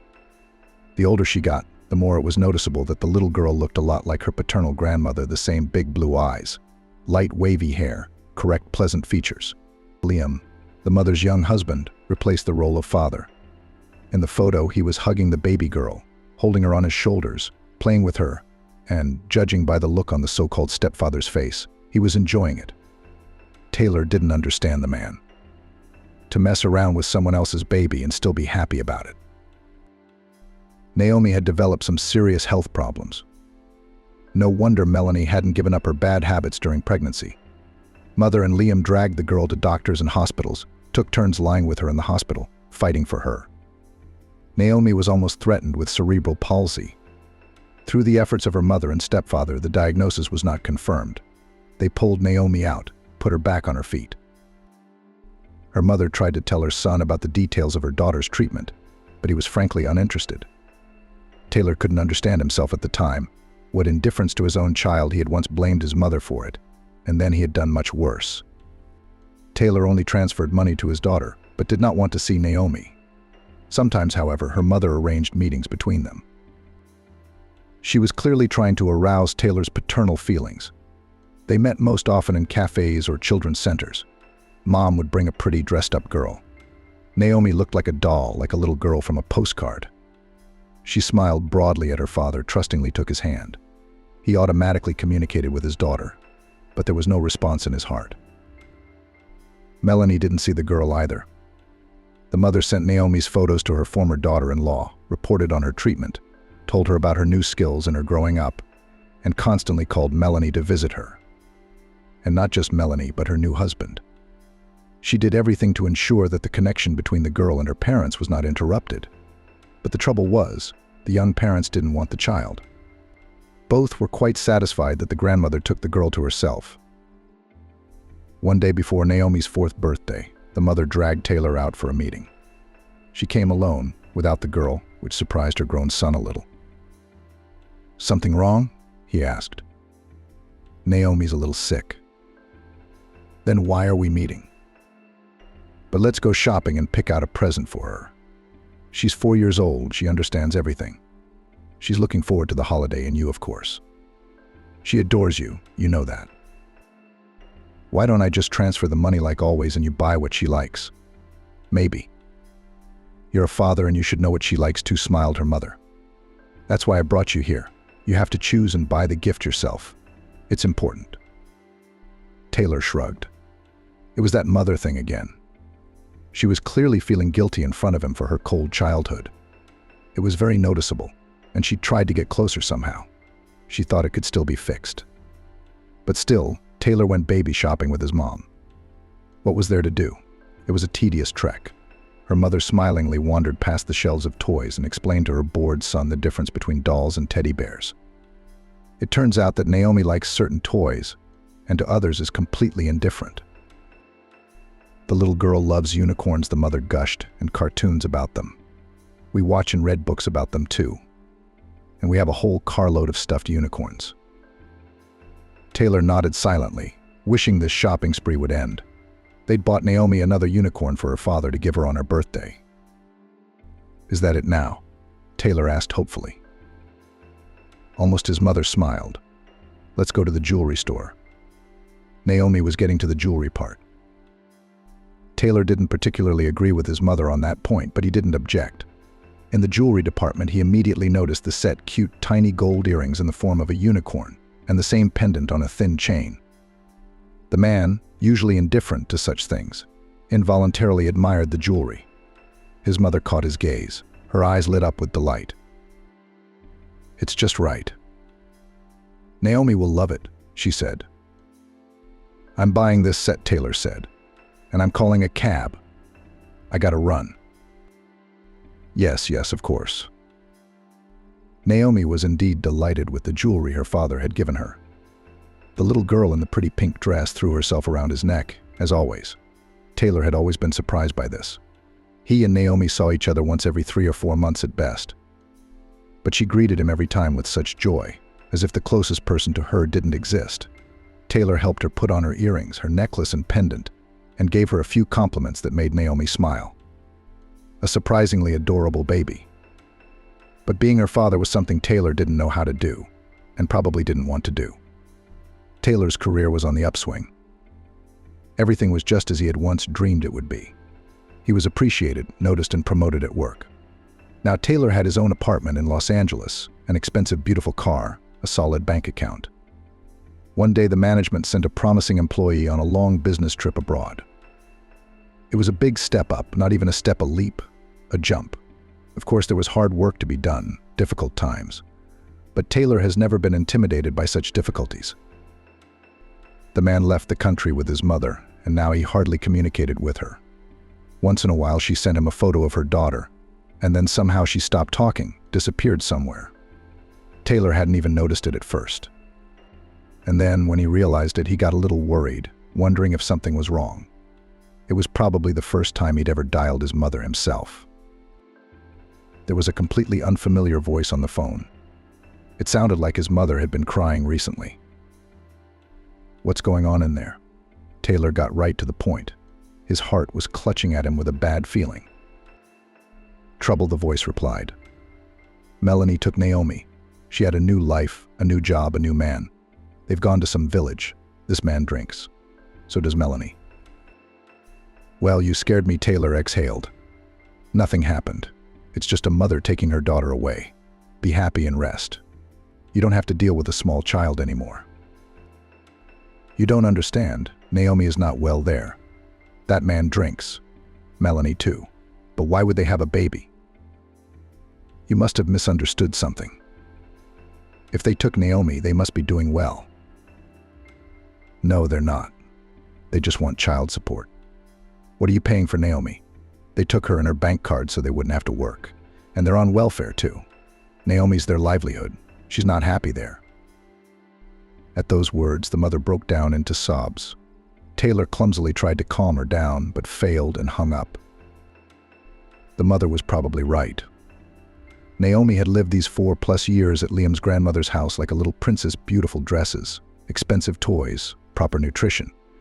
And then Melanie takes her to a completely different world, some village, a strange man who drinks. But what can you do? Melanie is Naomi's closest relative, her mother. Any court in this country will rule in her favor, so you have to accept the situation. It can't be helped. Taylor, becoming older, wiser, repented for such a decision. How could he? How could he be so indifferent to the fate of his own daughter? He knew that nothing good was waiting for Melanie. The trip lasted several years. Taylor had little contact with her mother, and in general, to be honest, almost did not remember neither about her, nor about her daughter. He didn't have time for that. All his thoughts were occupied with work. Her mother wrote sometimes, telling him that she was talking to Melanie, seeing pictures of Emma. They make the girl look neglected and unhappy. Melanie doesn't let her grandmother see her granddaughter, but she doesn't stop communicating, extorting money from the woman for her daughter until she was almost 5. They ask for a substantial sum for Emma's treatment, or for groceries for her. Taylor had no doubt Melanie is simply using his mother, playing on her feelings. But what could be done? They were all adults, so let them figure it out for themselves. Taylor does what he's supposed to do. He pays child support, and he doesn't care about the rest. The mother tried to terminate Melanie's parental rights. Details of this story Taylor knew partly from the mother herself, partly from acquaintances. She hadn't succeeded. Melanie only got angry, afraid that her only source of income would be taken away from her, and fled in an unknown direction. Contact with her and Emma was cut off. When Taylor returned to America a few years later, his mother begged him to find Emma. She was very worried about the fate of the girl, still attached to the little girl for these 5 years, while she raised her, treated and put her on her feet. Liam and I tried to look for them, but we're officially nothing to them. They won't listen to us, and we haven't found any trace of them, the mother said. You're the father. We have to respond to your signal. Don't worry, they're fine. Don't worry. If anything, they'd let me know, Taylor replied. And anyway, they don't want to talk to us. You don't have to, if you want to. I'll be married soon, and I'll bring you other grandchildren. I'll have someone to babysit. Mother shook her head sadly. All her thoughts were on Emma, and Taylor was really going to get married. Only now he was sure of his choice. Riley was the woman of his dreams. Smart, beautiful, sensitive, understanding, kind. They met during Taylor's business trip abroad. Riley was vacationing in the same hotel where the man lived. They bumped into each other at the front desk, got to talking, and things started to heat up. Now Taylor couldn't imagine life without her. His heart melted next to Riley. She showed him that not all women, such as Melanie, greedy, mercantile, irresponsible. Riley gave Taylor so much love and warmth that she was finally able to warm him. With her, the man saw the world through completely different eyes, and it was wonderful. Of course, Taylor had immediately admitted to Riley that he was married. They were as honest with each other as possible, and he told her about his daughter. It's good that you have a daughter. I'll never be able to have kids, Riley admitted. Well, I told you that. If you don't want to be with me after that, I'll... You what? Taylor exclaimed. With or without kids. I want to be with you. I want to be with you. You're totally my man. Don't even think about it. So Taylor's words were pure truth. He wanted to be with Riley, to hear her voice, to see her deep eyes. And anyway, back then he still believed that if you had money, you could cure anything. Riley's infertility would be taken care of. And even if they didn't, he didn't care. Just as long as she was there for him, this wonderful, dear and beloved woman. Thank you, Riley lowered her eyelashes. Your daughter? She can come over any time. I'd be happy to have her. I hope we can be friends. See, here's the thing. Taylor had to tell his sweetheart the details of his not-so-pretty story. But he was honest with her, as honest as ever. Time passed. Taylor and Riley lived in a large country house. The man had achieved a lot, became the second person in the company after the owner and director. The family obviously did not need money. The mother was sincerely happy for her son and proud of him. She repeatedly asked Taylor to apologize for the fact that she actually abandoned him as a child, did not engage in the upbringing of the only child. Taylor had long forgiven his mother. He did not hold a grudge against her, but he still did not feel such affection as for his grandmother. The man felt sorry for his mother. She felt guilty before him, before her granddaughter, before the whole world. She was tormented. She was especially worried about Naomi's fate, for there had been no word of her since Melanie, frightened, had taken her daughter and fled in a unknown direction. The older Taylor got, the more he thought about his daughter, how she was doing, where she was and whether she had food, clothes, a clean bed. Thinking of his daughter now, the man sighed heavily. These vistas, so similar to my native Oregon, have awakened in me a host of memories, both pleasant and painful. Naomi must be 23 years old by now. A very mature young woman. Did she go to school? Does she have a job? Why didn't Melanie ever try to contact me, even to ask me for money for her daughter? She must have known I was rich now. Naomi was alive, at least until she was 18, obviously because Taylor's card was charged monthly for child support. But it's been 5 years since his daughter came of age. Now her father's not involved in her life at all. He could have been, and he would have wanted to be. He has the means now, but the children no longer exist and will no longer exist. Once the supposed appearance of a child was a nightmare for Taylor, now a pipe dream and unattainable. What a wonderful mother Riley would have been, he said sadly. But she wasn't. Taylor had everything now: money, career, respect. He wished he could share it with his daughter. But where would he find her now? And would she forgive a father like that? He, Taylor, when he was Naomi's age, hated his own mother. And she did less wrong to him than he did to his daughter. At least her mother was in her son's life sometimes, giving him gifts. And Taylor was never there for Naomi. Monthly alimony didn't count. Taylor was eager to see what Naomi had become. He was sure she probably needed help, and her father could provide it. The man thought about hiring a private investigator. Have him find Naomi. The only thing stopping him from taking that step was fear. For one thing, the man was afraid of hearing disappointing news. Something he didn't even want to think about.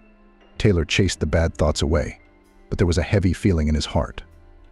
Though perhaps he was making his own head spin. Secondly, Taylor was afraid of Naomi's reaction. His father hadn't been around all his life. And suddenly there was a benefactor who got such a role in his old age. I bet his daughter despises him, maybe even hates him, looks down on him. I passed a small local church, white walls, gilded domes, a beautiful and obviously old building. The man stopped, admiring the structure, and then his gaze fell on a tiny figure on the steps leading to the doors of the temple. It was a girl about 5 years old, modeled, obviously from a dysfunctional family. Big blue eyes looked incredulously from under her headscarf to her eyebrows. In her hands, the little girl held a mug, at the bottom of which a few coins jingled. So much poverty around these days, Taylor thought. It's terrible that such small children have to beg. Where are the adults who are supposed to look after them? And where are the child welfare authorities? The little girl would clearly be better off in an orphanage than on the streets. The man's heart squeezed with acute pity for this crumb. He slowly, so as not to frighten, approached the little girl, threw a few $1,000 bills into her mug. "Is that all for me?" The little girl was amazed. Taylor smiled. The girl, despite her lack of grooming, was a real beauty, healthy, blue-eyed, sweet, with ruddy cheeks. "Thank you, kind man," she said in an old man's way. "What's your name?" Taylor couldn't help himself. "Audrey, what a beautiful name." "Kira, aren't you hungry by any chance?" Instead of answering, the girl lowered her eyes, and Taylor realized that yes, of course, the girl was very hungry. Immediately, he went to the nearest bus stop. There he spotted a bakery stand. Taylor bought a whole bag and, returning to the church, handed it to the little girl. The little girl greedily devoured the treat. Taylor smiled and wanted to go on his way, but suddenly his attention was caught by a pendant that glittered on Kira's neck. The pendant hung on an ordinary dirty rope, but the jewelry itself was exquisite and obviously expensive. A golden unicorn covered in pink enamel. Taylor's heart clenched and his eyes swam. It was the exact same pendant Sharon had once given her daughter Melanie for her 4th birthday. His mother had forced him to go to the jewelry store then, and there the man's gaze had fallen on this magnificence. Taylor remembered exactly what that pendant had looked like, and it was the same one that was now around Kira's neck. Or exactly the same one, which was also possible. And yet, is there such a thing as coincidence? "Where did you get that thing?" the man asked cautiously. "And this pendant was given to me by my mother," simply answered the girl. "Where? Where is your mom now?" Kira looked at Taylor and shrugged. "I don't know, Grandma doesn't say. I ask all the time, though. My mom's been gone a long time. I don't remember her much anymore." "So you live with your grandmother?" "Yes, with my grandmother. Uncle Leo, too. He's bad, he drinks a lot. Uncle Ashton was better. He used to cut out paper dolls for me. You know how beautiful they were, but I lost them already. It's a shame. Uncle Ashton doesn't come anymore. His grandmother kicked him out." Taylor looked into the girl's face and saw her as his mother and daughter. This little girl, she couldn't be Naomi, of course, but she resembled her like 2 drops of water. The daughter had been just as cute and adorable as she was when she was a baby. "All right, goodbye." Taylor smiled at the child. "I'll see you around. I hope to see you if you pass through here. I work here every day." The word work, which sounded so familiarly businesslike from the child's lips, cut Taylor's hearing. He didn't stray far from the girl. Taylor knew he wouldn't be able to live peacefully unless he knew the fate of this little girl on the pendant. Now the man was sure it was exactly the jewelry that he had once presented to his daughter. And Audrey's resemblance to Naomi was no accident. Really, it couldn't be accidental. Taylor took a comfortable vantage point, settled on a bench behind the small chapel. From here he could see the porch and the little girl sitting alone on the steps. People, many people, were passing by the girl. Some ignored the little beggar, others threw a handful of coins into her mug. Some even rubbed Audrey's head or exchanged a few words with her. It was clear that the girl was known here, used to her. Poor child, What does she have to endure? At this age, kids go to daycare, play with their friends, have fun. And this baby stands here all day in the heat and collects pennies, by the way. Served Audrey not bad. You bet, such an angel. Someone profited a lot from the charming appearance of the little girl. Several hours passed. The sun slowly began to roll toward the horizon. When Kevin approached, he was a scowling, short, unkempt man. Not homeless, of course, but clearly a dysfunctional man. Grim types of marginal appearance was the phrase that came to Taylor's mind at the sight of the man. Audrey rushed toward the man, smiled broadly, and gave him a quick assurance. The man listened half-heartedly at first, then suddenly became animated. Audrey pulled a wad of bills out of her pocket, the very money Taylor had given her. The man counted them, shook his head in surprise, and put the money back in his pocket. Then he took Audrey's hand. She trustingly held out her little hand to him, and he led her toward the gate, out of the churchyard. Taylor rushed after them. "Wait," he called out to the man. The man stopped and looked at Taylor questioningly. The man holding the little girl's hand tensed up. "Don't be afraid of me," Taylor asked. "I have something to do with you." The man took a couple steps away, but didn't leave. He looked questioningly at the man who had spoken. "I'm not the police," Taylor said at once. He realized that this man might be afraid of men in uniform, and with good reason most likely. But he couldn't let the man be afraid of him now and run away. "I'd like to offer you money for information." "Are you the one who gave the little one $5 today?" the man asked. "Yes. Why do you want it?" "I'm not sure." But Taylor decided to be frank. "You see, my daughter's missing." "How long ago?" "It's a long story. The baby, she looks just like her. Eyes, hair, lips, every feature. And then there's the pendant. She's wearing a pendant around her neck that I gave my daughter once. I just need to ask you something. You can tell me about the girl's life, and you'll get paid for it. Even if it's a mistake and Audrey has nothing to do with my missing daughter." "You're a strange one, aren't you?" The man shrugged. Audrey had been holding onto his arm the whole time. She looked at Taylor and her escort with curious eyes, as if trying to understand something. "But ask if you must. Just the money up front, in installments," the man warned. Taylor handed him a $1,000 bill and asked the first question. "Say, what's this girl's mom's name?" "I don't know. She lives with her grandmother." "What's the grandmother's name?" "Melanie?" "Melanie. That was my ex-wife's name." Another coincidence, Taylor thought. He handed the man another bill, which he immediately slipped into the back pocket of his jeans.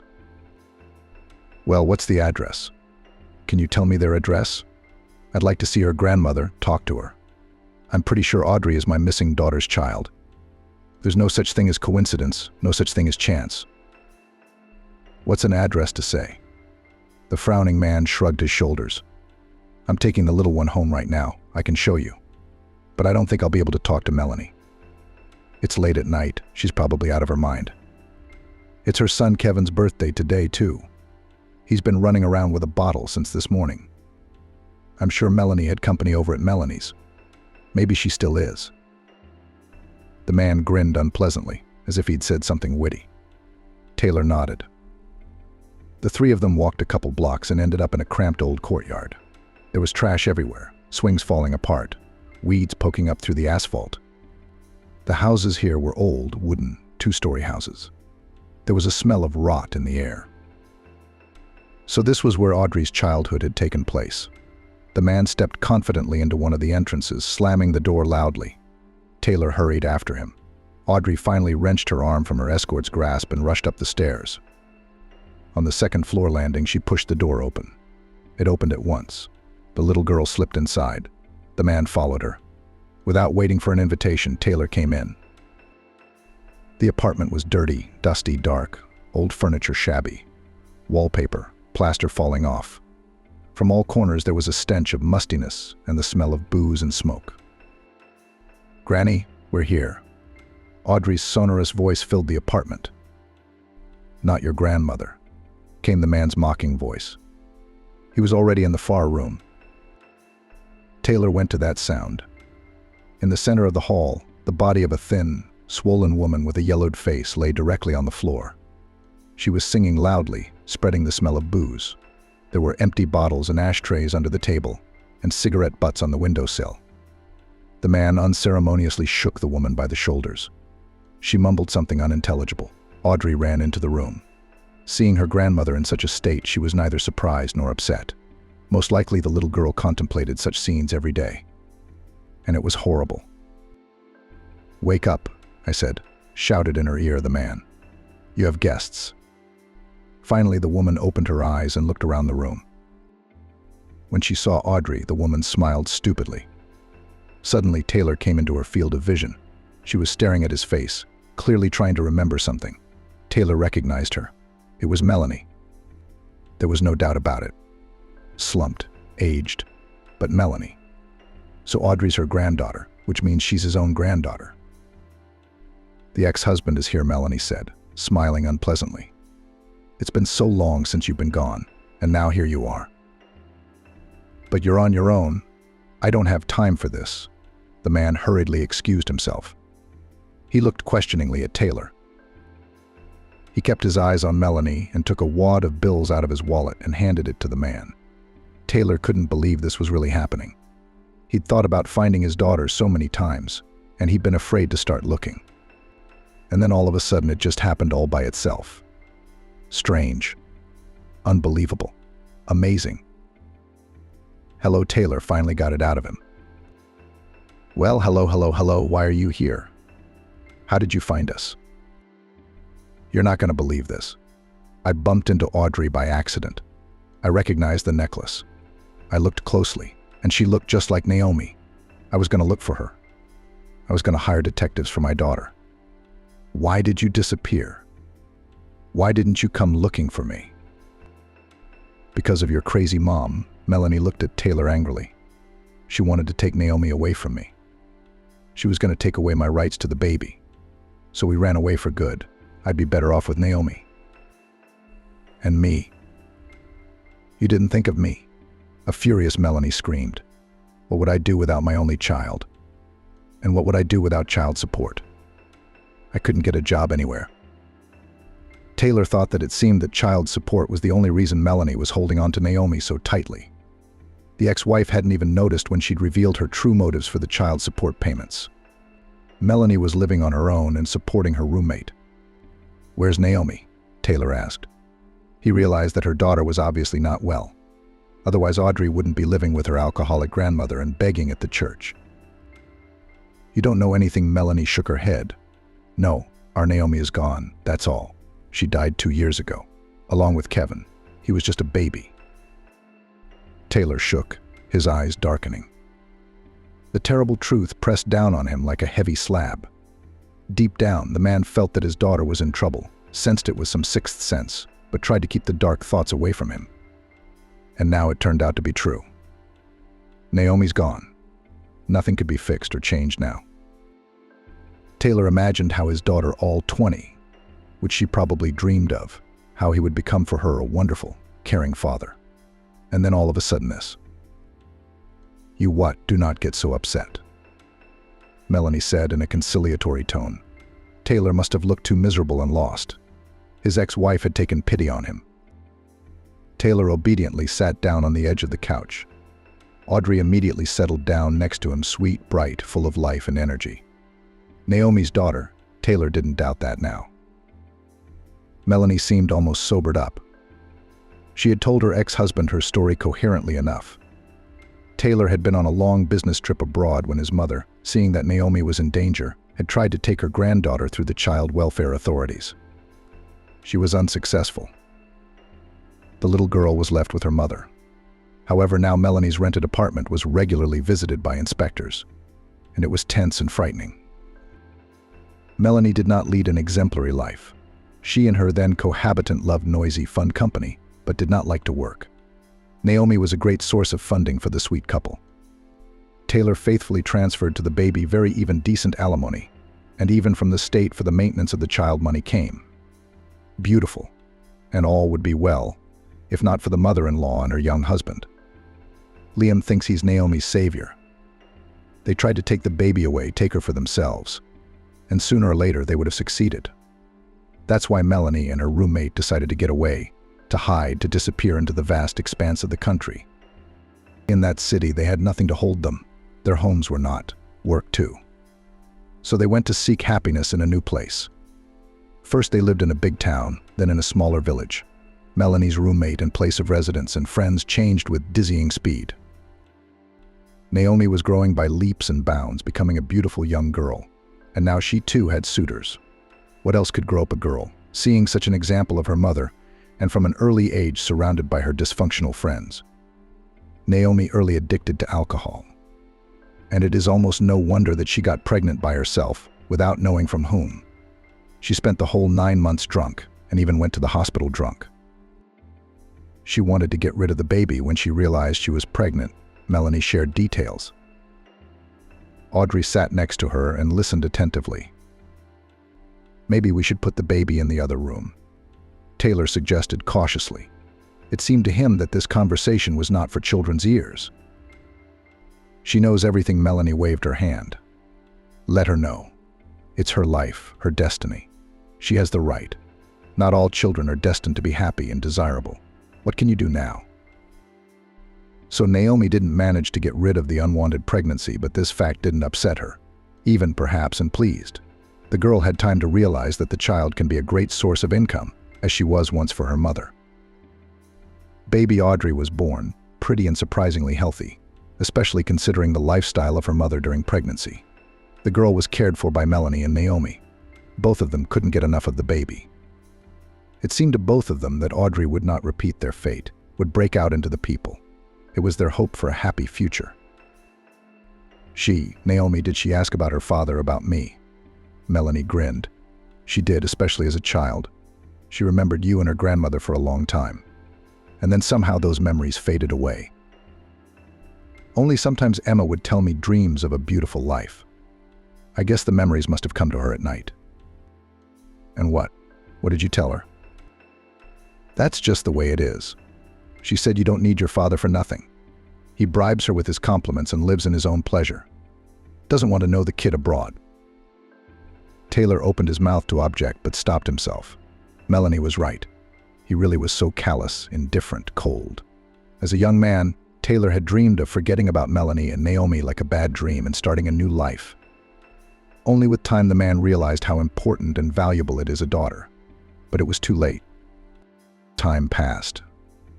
Audrey was growing up, Naomi, listening to Melanie's stories about her daughter. Taylor clenched his fists helplessly. His girl, his princess, needed support. It was important for her to feel loved. If he, the father, had been there for Naomi, this disaster wouldn't have happened. When Kevin wasn't even 3, Naomi's then boyfriend went crazy. Melanie continued. I was asleep. I didn't hear anything. I'd had a few drinks. Then people told me. Our guest said something wrong. She told him, Naomi, our roommate, and he came at her with his fists. The guys tried to pull him away. No way. He's a big, strong guy. They called an ambulance and the police. They took him to jail and her to the hospital. But they didn't save my little girl. I didn't find out until morning. Taylor was silent. It was hard to hear the terrible truth. His heart clenched with pity for his daughter, whom he did not have time to save. Penelope is a good girl. Melanie looked affectionately at her granddaughter. She's smart, she's working, she's already helping her grandmother. Thomas is the one who brought you here. He takes her to trade, so she can ask people for money. There's a lot of people giving to a pretty girl like her. Thomas usually gives us more than half. Maybe he's lying, I don't know. But it's enough for us. A child shouldn't have to live like this. Taylor finally spoke. His voice sounded hoarse and muffled, like it was coming from underwater. I know there's no way out, Melanie said. I have to rent an apartment, I have to pay the bills, or they'll kick me out. I also have to eat every day for me and the child and drink. And drink, Taylor agreed, but he shuddered as he sobered up. Melanie, do you love Audrey? What kind of question is that?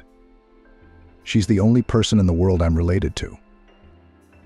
Then you want what's best for her, don't you? I have a proposition for you. A couple minutes later, Taylor had to leave the filthy, squalid apartment in a hurry. He was followed by curses. When Melanie heard Taylor's proposal, she lost her temper. She began to call her ex-husband the last words, not at all embarrassed of the child. Then she went from words to deeds and began to throw at her husband everything that came under her hand. And all this in front of Audrey, who seemed not particularly surprised and certainly not afraid. "You won't get Audrey. Don't get Audrey. Don't get Audrey. Get out of here and don't ever come here again." Taylor realized later that he'd made a mistake. He should have spoken to Melanie more carefully and started not with Audrey, but with her. In a rush of feelings, the man immediately offered to take Audrey away, began to explain how the girl would be good in their family and what prospects awaited her. Melanie's eyes immediately watered with rage. The woman behaved in such a way that Taylor had to leave her apartment. He tried to say that he would not leave Melanie, would put her in a clinic, would help her with money, but she did not listen. Small objects and curses flew at Taylor. The best thing he could do in this situation was to leave. So Taylor left. Back at the hotel, he carefully considered the situation. He was filled with a variety of feelings and emotions. The joy of meeting his tiny granddaughter, the pain of irreparable loss, fear of never seeing the little native man again. Taylor was filled with anxiety for Audrey and for Melanie too. The ex-wife, by the looks of it, was rapidly sliding down the incline. Strangely enough, Taylor was not indifferent to her fate. After all, they had a lot in common.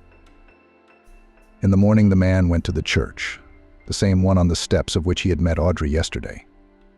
No, Taylor wasn't going to approach the girl. Melanie had probably told her something bad about him yesterday, that she should be afraid and stay away. It was just that the young grandfather wanted another look at his granddaughter, a granddaughter whose fate was now in his hands. Audrey was still just a baby, but with a family she would blossom into a normal, happy child. She had a chance for a happy childhood. There were still so many years ahead of her. Taylor wanted to give her toys and beautiful clothes, to take her all over the world, to show her wonderful places, to surprise, to please, to inspire her. A few hours passed. The sun was already high and Audrey was still gone. Perhaps Melanie was afraid that Taylor would take her granddaughter by force, which was why she hadn't let the little girl go outside today. Or maybe frowning Thomas had taken Audrey to a new place for the same reason. Taylor realized there was nothing more to wait for and left his observation post. He wandered around town in great excitement, passing Melanie's house several times. It would be so easy to go to her now, to see little Audrey again. But repeated visits might frighten Melanie very much. Then she would take Audrey away, as Naomi had once done, and flee in an unknown direction. You'll be looking for them like the wind. Toward evening, Taylor took up an observation post in the dreary, familiar courtyard. He hid in the gazebo opposite the entrance to Melanie's apartment. Some time passed and he saw her, his ex-wife, unaware that she was being watched. She was walking down the street with a wrinkled, swollen woman, swollen from heavy libations. Apparently with a friend, the ladies were talking loudly and laughing hoarse laughter, obviously tipsy. At the sight of the couple, Taylor experienced contradictory feelings. On the one hand, Melanie was here and didn't seem to be going anywhere. Who knows? Maybe she had already forgotten about her ex-husband's visit and his proposal. On the other hand, Taylor was getting very uneasy at the thought of little Audrey seeing people like that around her all the time. She is like a sponge, absorbs everything, those curious eyes greedily looking at the world, looking for an example to follow. The girl must be rescued immediately. Not only is she in physical danger, but also her psychological state is at risk. Melanie herself goes to the bottom and pulls the child with her. Taylor decides to take his time. He will return to Los Angeles and talk to the mother. The mother severely experienced the breakup with Naomi, cried, could not find a place. She and Liam then even wanted to take the baby from the orphanage. It didn't work out for some formal reasons. Either there weren't enough square meters at that moment, or the age of the future foster mother confused the commission. Taylor didn't remember. He had little interest in what was going on in his mom's life. He was still deeply resentful of her. Because of her childhood, she smoked, showed inattention, and became a much worse father to Naomi. The only thing he could do for his daughter now was to save Audrey. The mother greeted her son, as usual, with a happy smile on her face. Taylor was always pleased to see how happy she was to see him appear. The man got right down to business. He told the mother about the little girl he met by chance outside the church and the unicorn-shaped colony he noticed around her neck. He explained that the girl was living with Melanie, who was a drunk. Described in great detail Audrey, her life and work. Audrey asks for alms, the little girl many people give. She is a real angel. It is difficult to pass by. The girl every day sees walks, hears quarrels. She is in danger, every second in danger. It's scary to imagine what could happen to her there. It's horrible. No, it's wonderful that you finally found them. And amazing. I'm happy to know that I already have a great-granddaughter. To think I'm not even 70 and I'm already a great-grandmother, said the mother. I want to see the baby. We will definitely save her and Naomi. What about Naomi? Why haven't you told me anything about her? Taylor lowered his head. How could he explain to his mother that the granddaughter she thought about every day was no longer alive? She seemed to have figured it out for herself. Tears rolled from the woman's eyes. She had to hold her palm to her mouth to hold back her sobs. Taylor put his arms around her, comforted her, and cried with her. It seemed to be the first moment in the life of a mother and son, when they were so close and needed each other. We have to get the girl out, the mother finally said, gently pulling Taylor away. We have to pull ourselves together. You say Melanie threw you out of the house when you hinted that Audrey would be better off with us. I barely got away, Taylor smiled. He found the scene comical now for some reason, though of course it wasn't funny in this situation. Take me there, and I'll talk to her. Since she can't see you, I'll find the right words now. Are you sure? Taylor looked at his mother questioningly. Melanie had always been strange, and now she was a mess. It's just dangerous. Even I can't let you go there. One thing if it makes you feel better. Wait on the landing, the woman smiled. They were waiting for me at the door. But I'm sure everything will be fine. The very next day, Taylor and his mother went to Melanie's house. The man worried if Melanie still ran away with Audrey.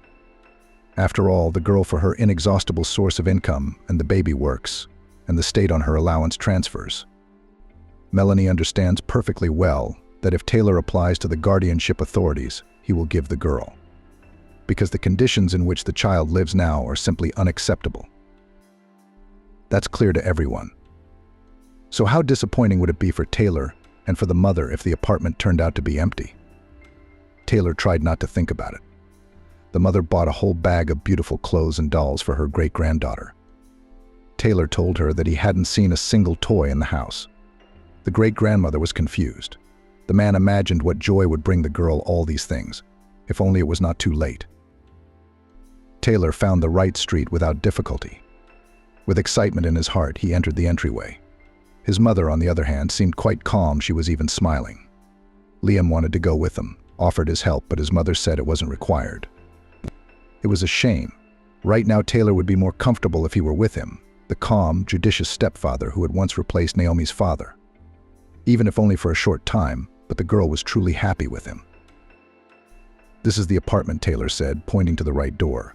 He pushed it open, but this time it was locked. Melanie must be afraid of her ex-husband now, because the door hadn't locked before. Or had she taken Audrey and gone somewhere else? He'd go around the corner, asked her mother, and pressed the bell button. The bell didn't work. It must have been broken a long time ago. Then the woman knocked loudly. Taylor obediently stepped around the corner. He couldn't let Melanie see him. Footsteps sounded in the back of the apartment. The door swung open. What do you want? Melanie's voice was rough, husky. Taylor exhaled with relief. She's here. She didn't run away. I'm from the fund about the raise, came the reply. Taylor realized his mother had come up with the perfect excuse to break into the apartment. Of course, Melanie was interested in the money. And there, inside, his mother would somehow find a way to get through to her ex-sister-in-law. When the door closed, Taylor suddenly felt anxious for his mother. After all, she was all alone in there. Maybe Melanie had company again. He, Taylor, had seen those guests and knew that such people were capable of anything. Taylor moved closer to the door and stood waiting. He thought he would soon hear the swearing, Melanie's outraged screams, the noise, and then of course he would rush to his mother's aid. But contrary to expectation, it was surprisingly quiet. Time passed. Half an hour flew by, Then an hour. Silence, stillness, and complete uncertainty. Finally, the apartment door creaked open. "Come in? What's going on in there?" Melanie's voice was hoarse. She spoke in a surprisingly friendly tone. Taylor entered the apartment, uncomprehending. It was just as dirty, just as uncomfortable as the last time he'd been here. There was a strong odor of booze in the rooms. "Where's Audrey?" Taylor asked, looking around. "Working. Out," Melanie answered. "She's out in the yard with the neighborhood kids. She doesn't go to work anymore." "Why not?" But I realized something after we met Melanie's side. Taylor nodded silently. "And the precinct officer warned me several times that Kevin could be taken away from me if this keeps up," she added, sighing sorrowfully. "She's my only family. I don't have anyone else." There's Taylor's mother. Melanie gently stroked her shoulder. "We're not going to leave you now. We'll help you. We'll cure you. You'll live with us. And with the girl, of course. We talked to your mother," Melanie continued. "And she told me the right things, and even apologized for what she wanted to take away from me. And she went to custody. She was right about that, too. If I hadn't been so selfish and given her my daughter, she'd still be alive." Melanie stopped talking and pressed her lips together. Apparently, she was barely holding back tears. Taylor's heart at that moment clenched with acute pity for his daughter, whom he had not had time to save, and for his former wife. Melanie clearly blamed herself for what had happened to Naomi, and to be honest, rightly so. Taylor couldn't let go of the responsibility. He too felt very guilty in front of his daughter. "There's no going back," the older woman sighed. "I probably did the wrong thing back then too. You should have been gentler, more cautious, found a way out that would suit you as Naomi's mother," the older woman sighed. "I wanted to take the baby away from you without noticing. I didn't think much about your feelings." "We're all good," Taylor summarized. "But unfortunately, nothing can be undone. There's no bringing Naomi back. But we can make Audrey's life happy. We can do that. We just have to find the right solution this time." "And we already have." Melanie smiled. Her eyes remained inexpressibly sad. "All right," Taylor's mother said in a businesslike tone. "We're all going to Los Angeles tonight. You and Riley are going to get custody of the girl and take her into your family. I know your wife will support that decision." Taylor smiled. Not only will Riley support the decision, but she'll also be happier than she's ever been in her life. His wife, ironically, can't have children. She's dreaming of having a child. And then suddenly in their family will appear Audrey, a cute, smart, and very sociable girl. She and Riley will make each other happy. That's for sure. "Melanie, are you in?" Taylor asked. "I do. It's what's best for Audrey. What can I give her?" "Audrey needs you very much." Taylor's mother put her arm around Melanie's shoulders. "You've raised her since she was a baby. She loves you. So you're going to have to do the same for your granddaughter." "I'm ready." Melanie nodded. "That's great." Taylor was filled in on the remaining details of the plan. It turned out that his mother was going to take Melanie in at first. She'd already called Liam. He didn't mind, even volunteered to prepare a room for the guest. But Melanie wouldn't be a guest for long. She'd be traveling for treatment soon. Liam knew the head doctor of a good clinic, so a place at the center was a done deal for Melanie. "Are you okay with the treatment?" Taylor asked. He was surprised that everything was going so smoothly. The man was ready for a fight, for arguments, for mutual insults. "I agree," Melanie nodded. "I don't like this life myself." Then the door opened with a bang, and a cheerful Audrey flew into the apartment, flushed from running fast. Despite the fact that the little girl was dressed in an old dress inherited from the grown-up children of the neighbors, she looked gorgeous. The adults admired the little beauty, who in turn looked at the guests with curiosity. "I remember you," Audrey smiled, looking at Taylor. "You bought me buns at the church and gave me lots and lots of money. Thomas praised me so much afterward." Then the little girl came to her great-grandmother and looked carefully into her smiling and a little confused face. "I have never seen you before, but you remind me of someone very much, someone good and kind," Audrey said. It was already happy. great-grandmother could not hold back her tears. She looks so much like Melanie, wondered the old lady. Amazing. 6 months passed. Audrey lived with the Taylor family. Riley was very fond of the girl, and she reciprocated her affection. The man, looking at his wife and granddaughter, quietly rejoiced that this happiness had come to his house. Riley and Audrey walked a lot, played, talked. The woman dressed up the girl like a doll. She taught her important things: to speak beautifully, to dress properly, to eat decently. The little girl grew up in a far from dysfunctional environment. This, of course, left an imprint on her behavior. The girl sometimes expressed herself as a seasoned alcoholic, stashed food for a rainy day, and even sometimes snatched change from the pockets of adults. With this, we had to work hard, and the adults worked. They even consulted a psychologist to make sure they were doing everything right. Slowly, Audrey's behavior improved. After all, by nature she was a very sensitive and kind girl. The little girl learned to grasp everything on the fly. From a wild child, she gradually turned into a little princess. Taylor could not be pleased with his granddaughter. The man realized that these wonderful metamorphoses with the child are mainly due to Riley, and was grateful to his wife for her work and warmth of soul invested in the girl. He himself often spoiled his granddaughter. He wanted to give her gifts. The joyful gleam in Audrey's eyes at the sight of another surprise gave Taylor an incomparable pleasure. Melanie was being treated at Taylor's medical center. He'd already bought her a small apartment near her mother. When Melanie got out, she'd have a place to live. Her mother would look after her, support her. She was genuinely worried about her son's ex-wife and thought that she had behaved wrongly then, many years ago. And who knows what should have been done. According to Melanie's own assurances, she had a new life. The woman now dreamed, planned, saw her own future in bright colors. She even wanted to go to work after treatment. "Of course, I've had a lot of summer," Melanie said, "but I still have a chance to get my life together." Taylor was in agreement with his ex-wife and even found for her a suitable place and the position of a checkroom attendant in the concert hall. The work is not difficult, even interesting. Melanie will succeed, was confident Taylor. Melanie had given custody of Audrey to Taylor and Riley. "Can you do better?" "I didn't do any better. I made Audrey's life a nightmare. I realize that now. You're going to make her happy and successful. I'll just be a grandmother," Melanie said. Taylor felt happy now.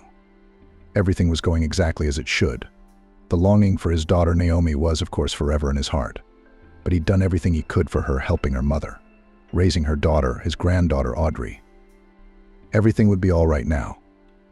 Daniel walked into his office, which had become his home after so many years of working at the hospital. He always felt at home here. Tall shelves along the walls were filled with folders and books. A desk littered with papers rotating. A comfortable armchair, once presented by colleagues on the anniversary. Everything in the office was familiar, calming, and even cozy. Daniel had to spend days at a time here, even overnight. He had a couch in the corner for those occasions. Normally it was piled high with folders and papers, but in the conditions of time pressure they were stacked on the windowsill, and the couch turned into a bed on which you could sleep at least a couple of hours. And the time pressure was not uncommon. Yes, Daniel's work was hard, but interesting, and also incredibly necessary. The man loved his work. Now he was already the head of the neurosurgery department at the regional children's hospital. But he started out as a common surgeon. Daniel remembered the first operation he performed on his own. His heart clenched and his hands were shaking in front of the operating room. He, then a young doctor who had just finished his residency, was afraid to do something wrong. And his hands were also shaking. It seemed then that 7 long years of training had been for nothing. He wouldn't be able to operate. Not the right character. Probably a coward. But in the operating room, the excitement was gone. In front of Daniel lay a patient with whom the anesthesiologist had already worked. An 8-year-old boy who'd been in a car accident with his parents. The adults had scratches, but the kid had a severe head injury. Right now he had a hematoma growing in his head, which, if it is not removed now, will lead to catastrophic consequences, and only he, Daniel, could help the little patient. The young surgeon had the feeling that he knew exactly what to do. Daniel no longer felt anxious. Point by point, a plan of action took shape. The team was waiting for his orders. The boy nodded his head and they began. They worked harmoniously, like a single organism. Everything then went like a textbook. The boy recovered quickly after the operation. Daniel then watched with a smile on his face as the little patient scurried around the hospital corridors with other children. The child had a long, happy life ahead of him. He had so much ahead of him, and it might not have been. It's scary to imagine. Daniel often wondered what if that first time had been a failure. It's not always up to the doctors. Now Daniel had a lot of experience, and he knew for sure. Sometimes seemingly hopeless patients recover, and people with minor illnesses, on the contrary, die. Why this happens is an open question. Perhaps the higher powers have their own plans for each person. What if the boy, the young surgeon's first patient, had not survived? Would Daniel have stayed in surgery then? Probably not. It would have been too big and too serious a blow for him. But I guess fate had it differently. The boy was destined to become a surgeon. Daniel quickly became known as a talented young surgeon. It was flattering, of course, but much more gratifying was the sincere gratitude of recovering young patients and their parents. Looking into these happy eyes, Daniel realized that he did not live in this world for nothing. At such moments, he felt warm and light at heart. Of course, tragedies also happened. Daniel could often foresee the outcome in advance. Each time it knocked him out of his element. But Daniel was well aware that he had done everything he could. The young surgeon preferred to give patients a chance even when other doctors refused them. He took on the most difficult and seemingly hopeless cases. Sometimes he was able to help people. Sometimes, unfortunately, not. But for each of his little patients, Daniel fought to the last, so that he would not be tormented by the annoying, guilt-ridden thought that not all resources had been utilized. Daniel didn't remember every one of his patients. But some of the guys stayed in his memory for some reason. They weren't always some particularly difficult or interesting cases. No, everything was determined more by some personal feelings between doctor and patient during treatment. For example, Daniel always remembered Rebecca. The girl was brought to the hospital from the neighborhood. She was only about 7 years old at the time. Daniel vividly remembered the moment when he first saw her. It was during morning rounds the day after her hospitalization. The patient was in serious condition. The man realized it immediately, even before he saw her ID. Skinny, pale, with bruises under her huge gray eyes. Her arms were as thin as 2 twigs lying on the blanket. Daniel noted the pearlescent polish on the tiny fingernails and smiled to himself. It means that the patient is determined to live and fight if she cares about her appearance, even in this situation. The girl looked at the doctor with a curious look. She was in an extremely serious condition, and still in her eyes burned a lively and very bright light. "Hello, Rebecca," Daniel said with a smile as he looked at the patient's chart. "What a name. It's a wonderful name, Hope. And it suits this girl just fine. Children are rarely called that nowadays. It's a shame. Good morning." The little girl said hello politely. Her voice is weak, her tongue is a little slurred. The tumor had already affected the speech center. Daniel knew the girl's story briefly. She lived with her parents and younger siblings in a small town. Simple family, not wealthy. 6 months ago, she started complaining of dizziness. Then her mother and father didn't pay much attention to it. They put it all down to the increased workload because Rebecca went to school in September. They thought it was a peculiarity of adaptation. But after a couple of weeks, the girl's condition began to deteriorate. She developed strabismus, her legs began to cramp. Rebecca, who used to be a good student, slipped to poor grades. The parents took the child to the city hospital to see a doctor. Daniel was well aware of the level of medicine in provincial towns: no equipment, no drugs, no decent laboratories. There, Rebecca only lost precious time. The girl was given one diagnosis after another: anemia and genetic disease. In the end, it turned out to be a tumor in the brain and rapidly progressing. The tumor was noticed when it grew to a huge size. By that time, Rebecca could not walk and rarely smiled, although she had been a cheerful child before. But the girl's thirst for life and curiosity had not been lost. Unlike the doctors in the town, the little girl did not even doubt that she would be fine. She and Daniel at the first meeting confidently said that as soon as she recovered, her parents would take her to the sea. She had never seen the sea. That's why she asked Daniel to cure her as soon as possible, so that she could finally go on a trip. Daniel realized, of course, that Rebecca's case was very complicated. The tumor is large, and it's putting pressure on all parts of the brain. Rebecca must be experiencing severe headaches, and if she's not operated on immediately, she'll never see the sea. We can't let that happen.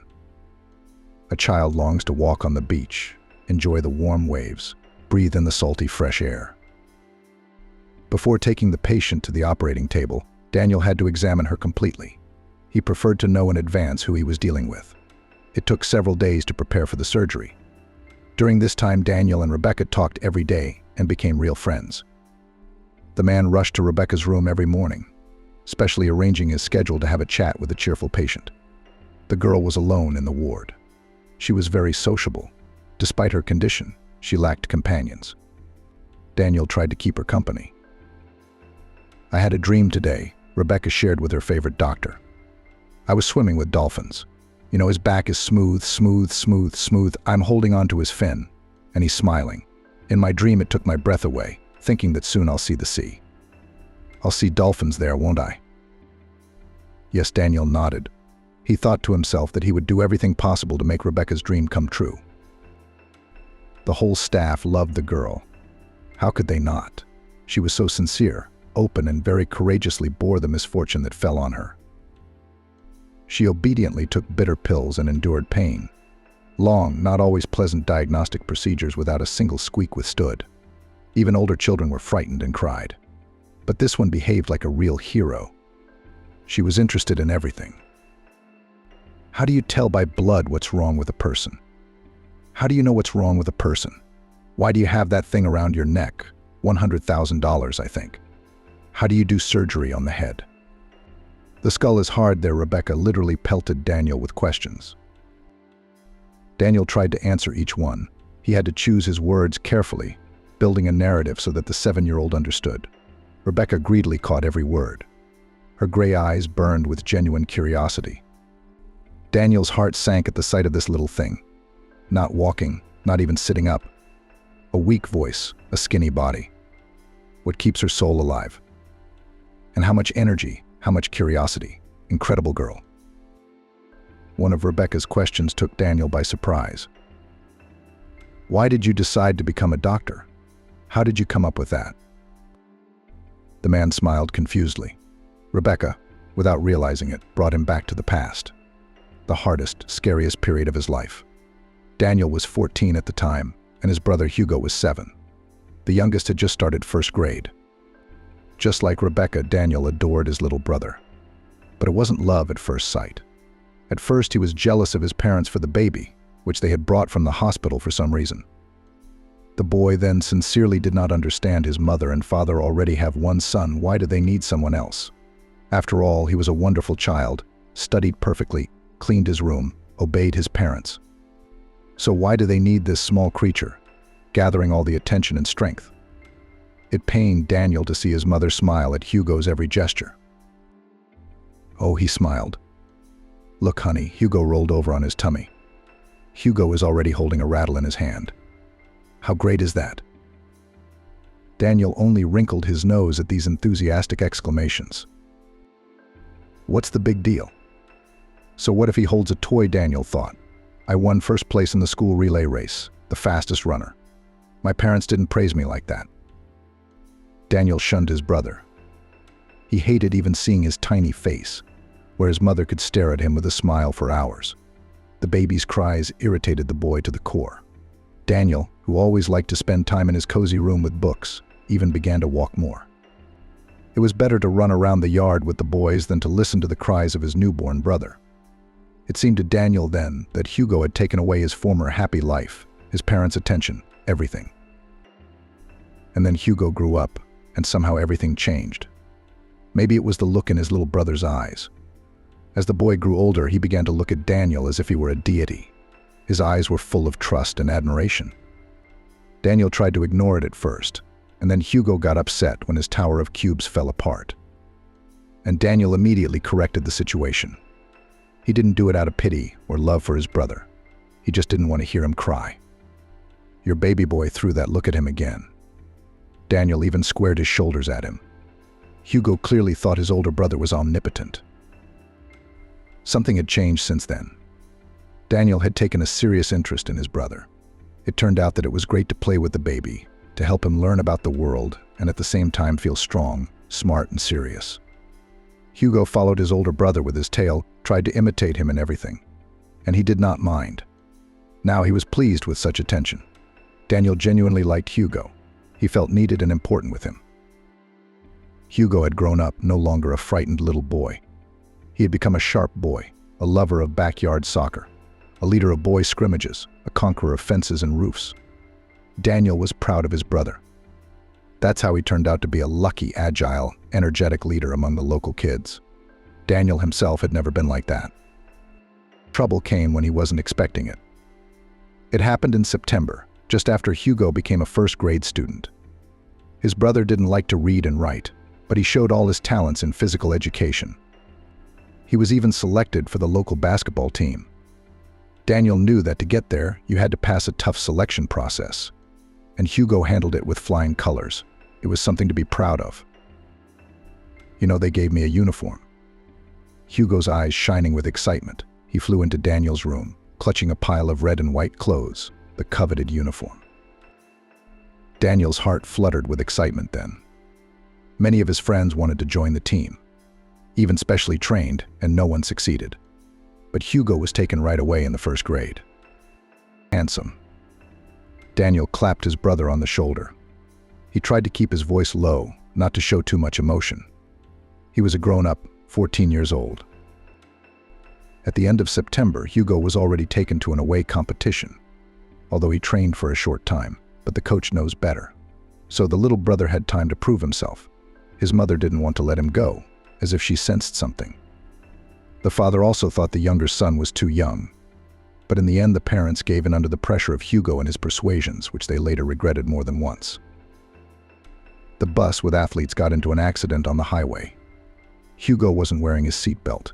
He must have buckled up first. The movement did not start until the coach made sure that everyone on the team was seated properly. He was very strict about safety.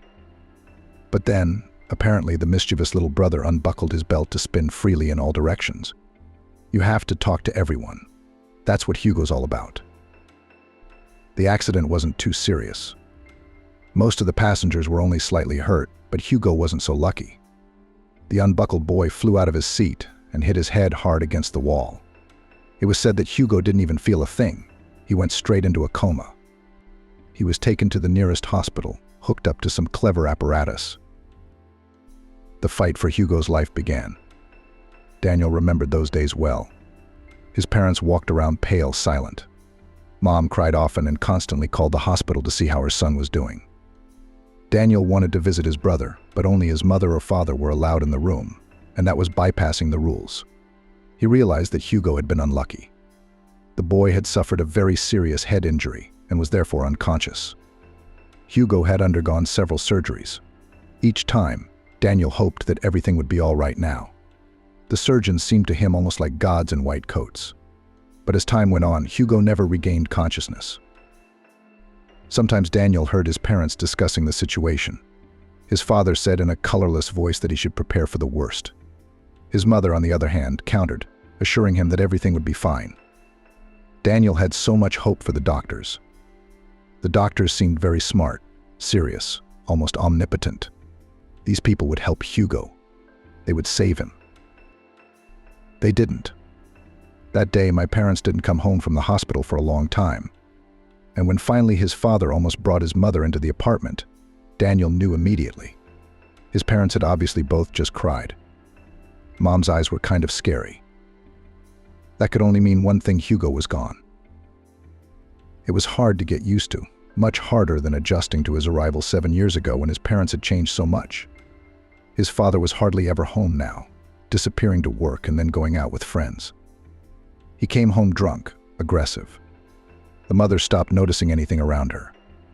She no longer cooked delicious lunches and dinners for the family, was not interested in Daniel's success at school. She didn't even watch her favorite TV shows. His mother lived as if she were a machine, serving some heavy duty.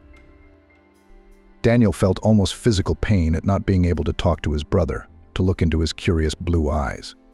He wanted to talk about it with someone, but his friends wouldn't understand, that was for sure. His father was always away somewhere, and his mother never noticed anything. So he had to deal with it himself. At first, Daniel was angry at the doctors. Why hadn't they saved his brother? All those years of study, and they couldn't cure the boy.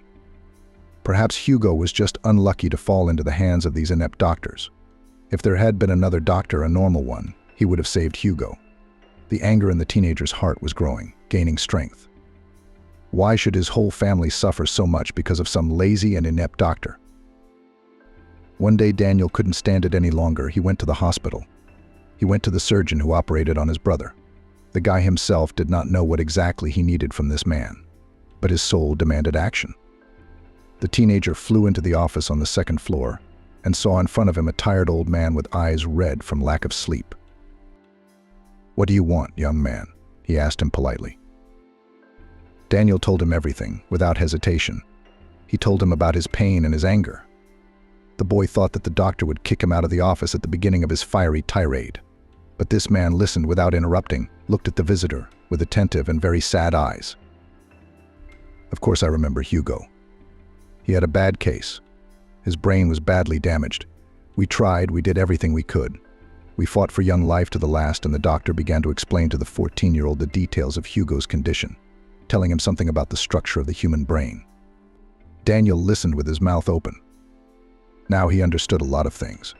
Hugo had had almost no chance at first, unlucky in the fall. But the doctors had fought for him anyway, operating, watching, supporting him. The doctor even showed Daniel pictures of Hugo and other patients, so that the boy realized everything, saw everything for himself. And the teenager listened, asked questions.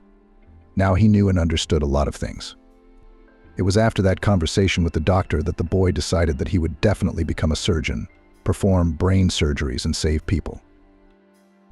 And of course, Daniel will invent a means or method to help even such difficult patients as Hugo. Now Daniel was reading a lot again, books on anatomy. The new world attracted him, drew him in more and more. His parents were not particularly supportive of their son's hobby. They didn't seem to notice Daniel at all. Each was immersed in his own emotions, and each saved himself in his own way. The father went into a world of fun. Now he drank often, he had new friends. Daniel understood that in noisy companies, his parent tried to hide from the grief that fell on their family. But nothing worked, because the morning with a hangover came the realization of irreparable misfortune. The mother became indifferent from the resolved tragedy. She experienced everything inside, sometimes crying, sometimes snapping at Daniel because of some trifle. The teenager did not snap back, he understood everything. It would seem that having lost one son, mother and father should have focused all their attention on the remaining one, but both suddenly became completely indifferent to Daniel. He himself enrolled in courses at the medical university, himself learned the conditions of admission to the capital's medical academy, beat out a hostel, looking for tutors. Everything worked out for Daniel. He entered, moved to New York, began to study, then to work. His parents seemed pleased with his success, but both still hadn't gotten over their grief. Even years later, nothing had changed in that regard. Almost nothing. Daniel had tried to get his parents to see a good therapist. Now that he had connections in the medical world, he knew exactly who would help his mother and father. But they refused and said there was nothing wrong with them. You can't take them to Nicholas. It's a voluntary thing. Daniel didn't tell little Rebecca any of this, of course. But she waited for an answer to her question, wondering why Daniel had chosen to become a doctor. "But I really wanted to help little children," the man finally said. "That was partly true. Like you, I want you to run and jump again." "You like to go crazy, don't you?" Daniel asked. Rebecca smiled. "You bet I do. When will I be able to walk? The first thing I'm going to do is have a big frenzy of yelling, jumping, and catching up." "That's a great plan." Daniel approved. "Just don't forget to invite me." Daniel promised Rebecca she'd be fine. What else could he say when she asked directly? But the truth was, she was in a bad place. Very bad. The outlook was pretty dim.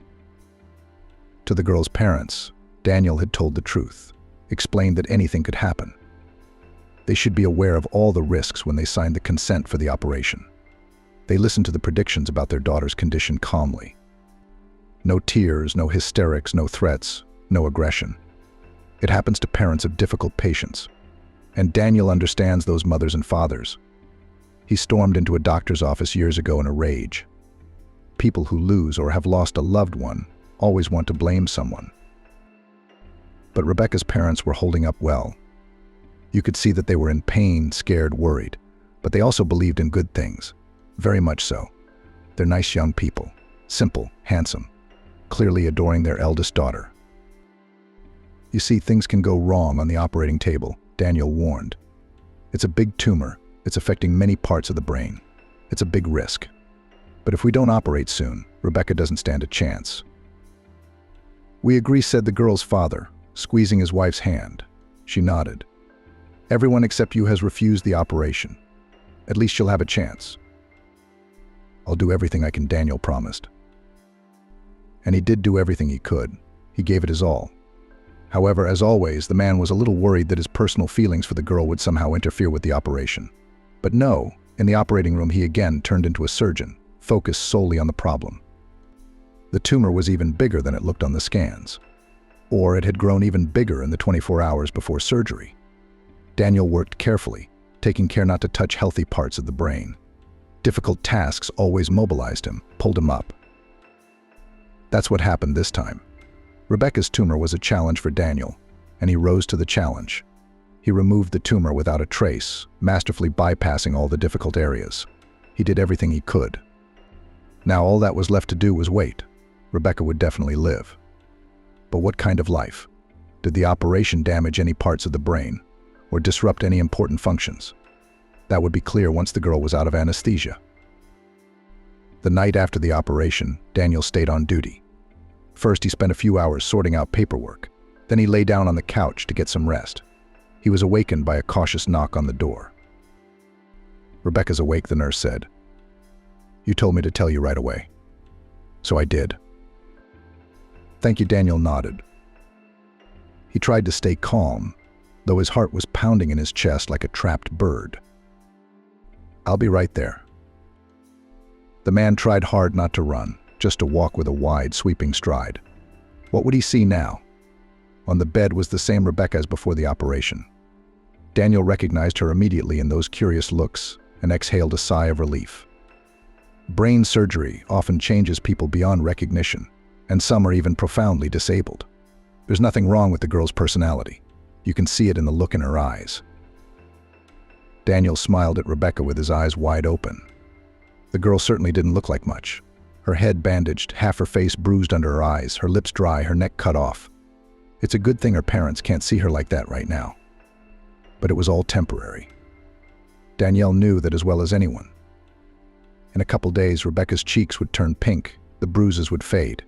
Her skinny arms and legs would be strong.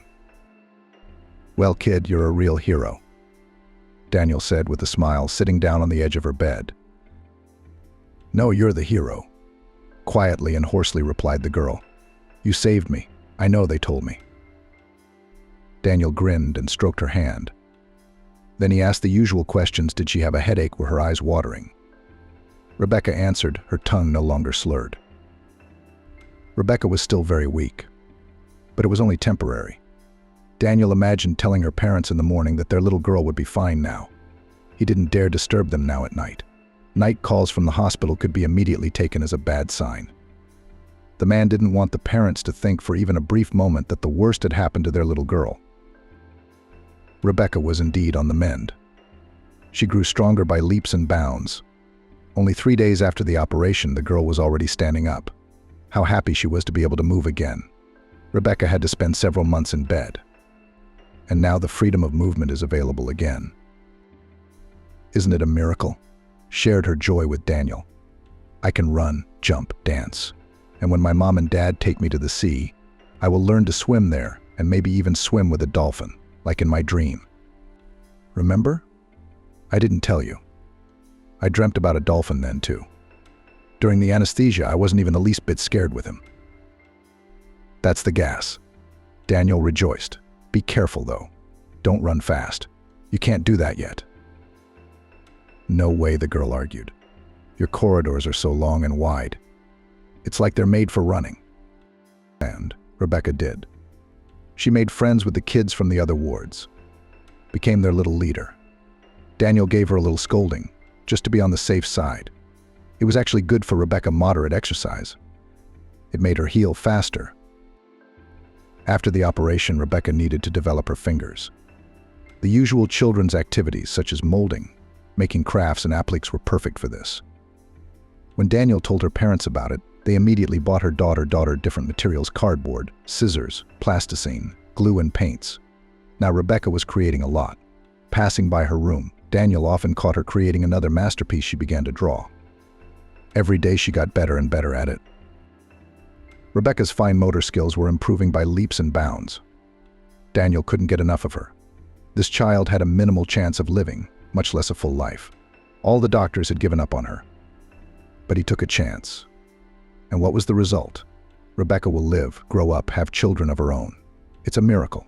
Such cases gave Daniel the strength to continue working and to endure failures, which, although not often, but still happened in his practice. Some patients were impossible to help. Daniel took each loss to heart, even though it was unprofessional. So stories similar to Rebecca's sustained, encouraged, and inspired him. Rebecca's discharge was approaching. It was May, and the lilacs and cherry bloomed in the hospital garden. Daniel tried to keep the windows open to enjoy the pleasant scent of the delicate spring flowers. That morning, 3 people entered his office for a discharge: a radiant man and woman, and Rebecca. The girl looked a little sad. "I'm going to miss you," she said, glancing at her doctor. "We have been such friends, and now we have to part. It's sad." "I'll miss you," too, Daniel admitted. Rebecca's words touched him, filled his heart with warmth. "But it's better if you don't go to doctors too much in the future." "Doctors are the best people," Rebecca said fervently. Daniel smiled. Then his attention turned to the girl's parents. He explained to them what to do next, how to rehabilitate their daughter, when to have her examined, just in case. Rebecca's father listened attentively, and her mother wrote everything down in a notebook. The girl herself was looking around curiously. It was the first time she was in a doctor's office. She was especially interested in the anatomical posters on the walls. "Let's say goodbye," Daniel smiled as he finished talking to the parents of the little patient.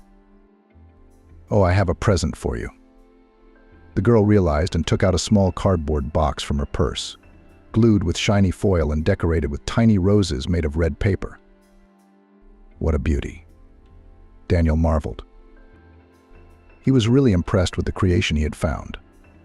Rebecca's fine motor skills were excellent. Not everyone could build such a masterpiece. It's amazing how quickly she recovered. "I made it for you," Rebecca admitted. "It took me 3 hours. Do you like it?" Daniel nodded very seriously. "This box will have a place of honor in my collection. Look at it." With these words, the man walked over to the shelves by the window. There, on the top shelf, he had his own museum. Rebecca was not the first little patient to thank the doctor with a gift made with her own hands. Daniel was good with children, so he already had a whole collection. The man did not throw away the children's creations. He kept them carefully. The little patients tried so hard to please him. These cute things had a special energy. Daniel placed Rebecca's box in the center of the room. "Wow, what talented children you have here," Rebecca said with sincere admiration. Danielle smiled. This girl saw the beauty in everything, and at her age could not envy the skills of others, but admire them. Amazing person. "Well, good luck to you." Daniel smiled goodbye. "We'll see each other again sometime," Rebecca promised.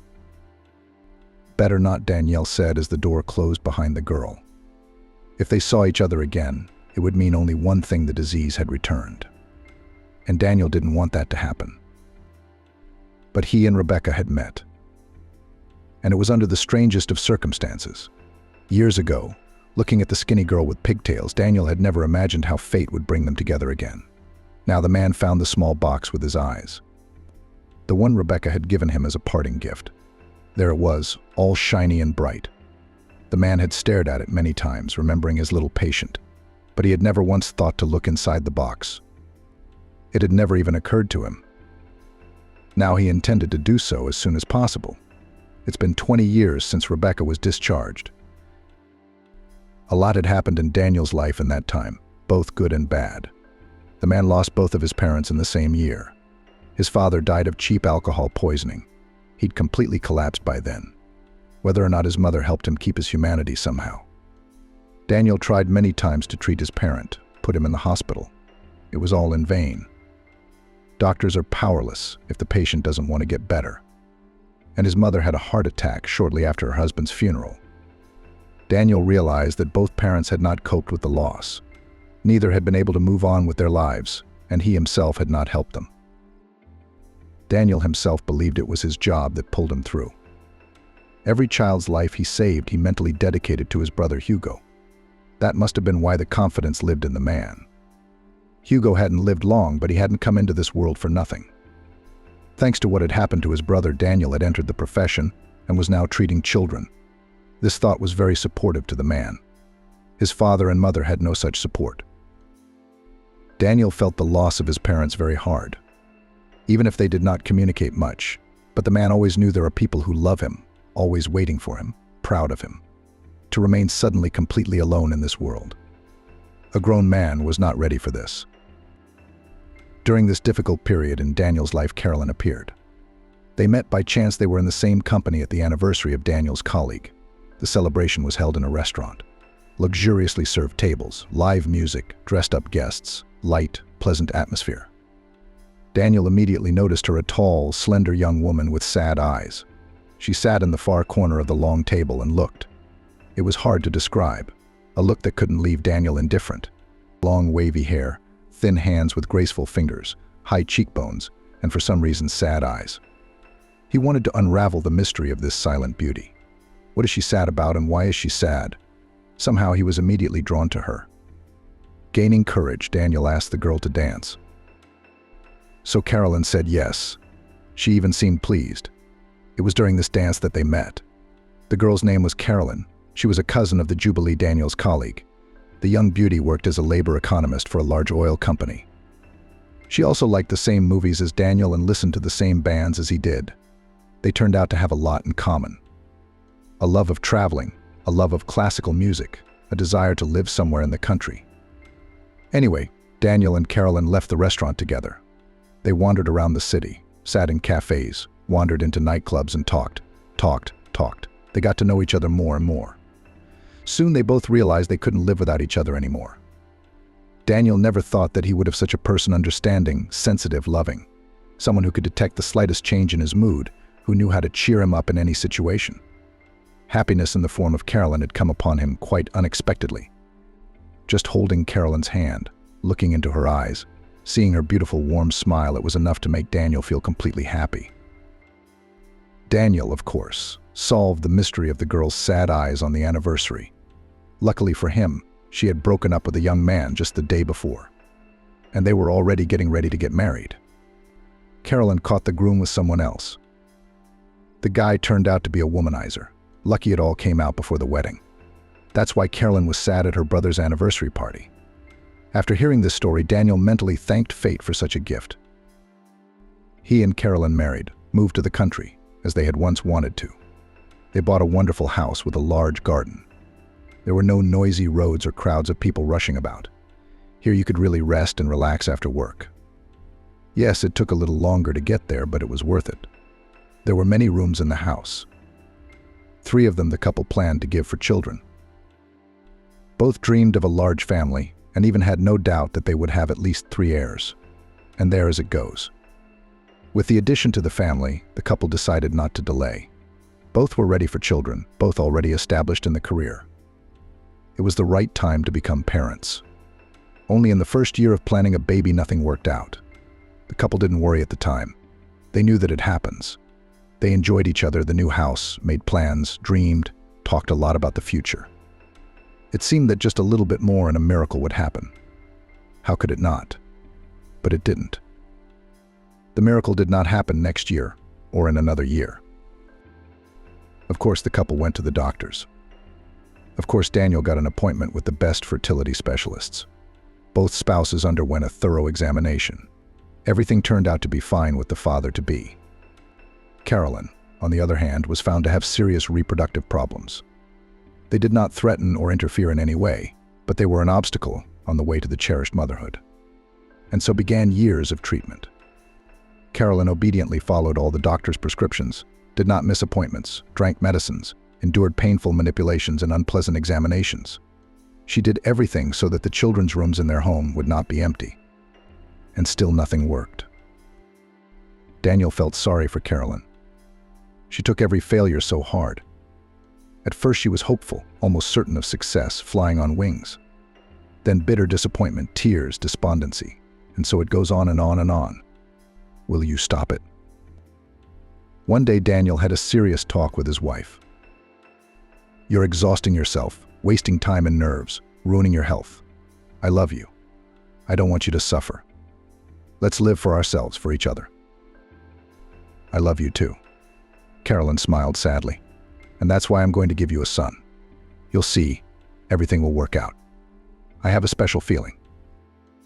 Daniel sighed heavily then. He tried once again to convince his wife that he didn't have to suffer and agonize because of him, that Carolyn herself was important to him. It doesn't matter if she has a baby or not. Everything will be fine. Carolyn shook her head. We'll have a baby soon. I'm sure of it. Carolyn was right. I guess she did have a keen intuition. A couple months after that conversation, a miracle happened. Daniel vividly remembered the morning Carolyn told him the good news. The pregnancy test had come back positive. How happy were the eyes of the expectant mom. Daniel was breathless at her words, and suddenly tears welled up in his eyes. Was their dream almost coming true? As a doctor, Daniel was aware of the risks. Not all pregnancies end with the birth of a baby. There was still a long and difficult road ahead, especially with Carolyn's health not in good shape. But they had a chance, and it's a good one. Finally, the pregnancy is proving to be a real challenge. Carolyn almost lost the baby several times at different stages. She had to go into labor and delivery every now and then. Carolyn didn't complain, followed all the doctor's recommendations, and took care of herself like a crystal vase. What an anxious, exciting period it was. Carolyn had many ultrasounds, so it became known early on that she was expecting a boy. I told you I was going to give you a son. Carolyn rejoiced. And then 2 more daughters. We have 3 nurseries. The threat persisted throughout the pregnancy. The baby seemed to be progressing well. The problem was Carolyn's health. She was getting worse and worse. The body coped poorly with the load and now and then wanted to get rid of the woman from the impossible burden. The doctors kept the pregnancy alive. Daniel, as much as he could, tried to support his wife. All in all, it was hard on everyone. Of course, Carolyn was the one who suffered the most, but she did not complain about anything, did not regret. The woman knew what all this suffering was for. For the sake of the child, Carolyn was ready to endure anything. The labor began much earlier than the due date. Good thing Carolyn was in the hospital at the time. Everything happened rapidly. The baby was born very weak and was immediately placed in a cuvette. There was no prognosis. It was 50/50 whether he would survive or not. Carolyn demanded more precise information from the doctors, but Daniel knew. He himself had often been in such a situation, when everything depended on something unknown, unexplored.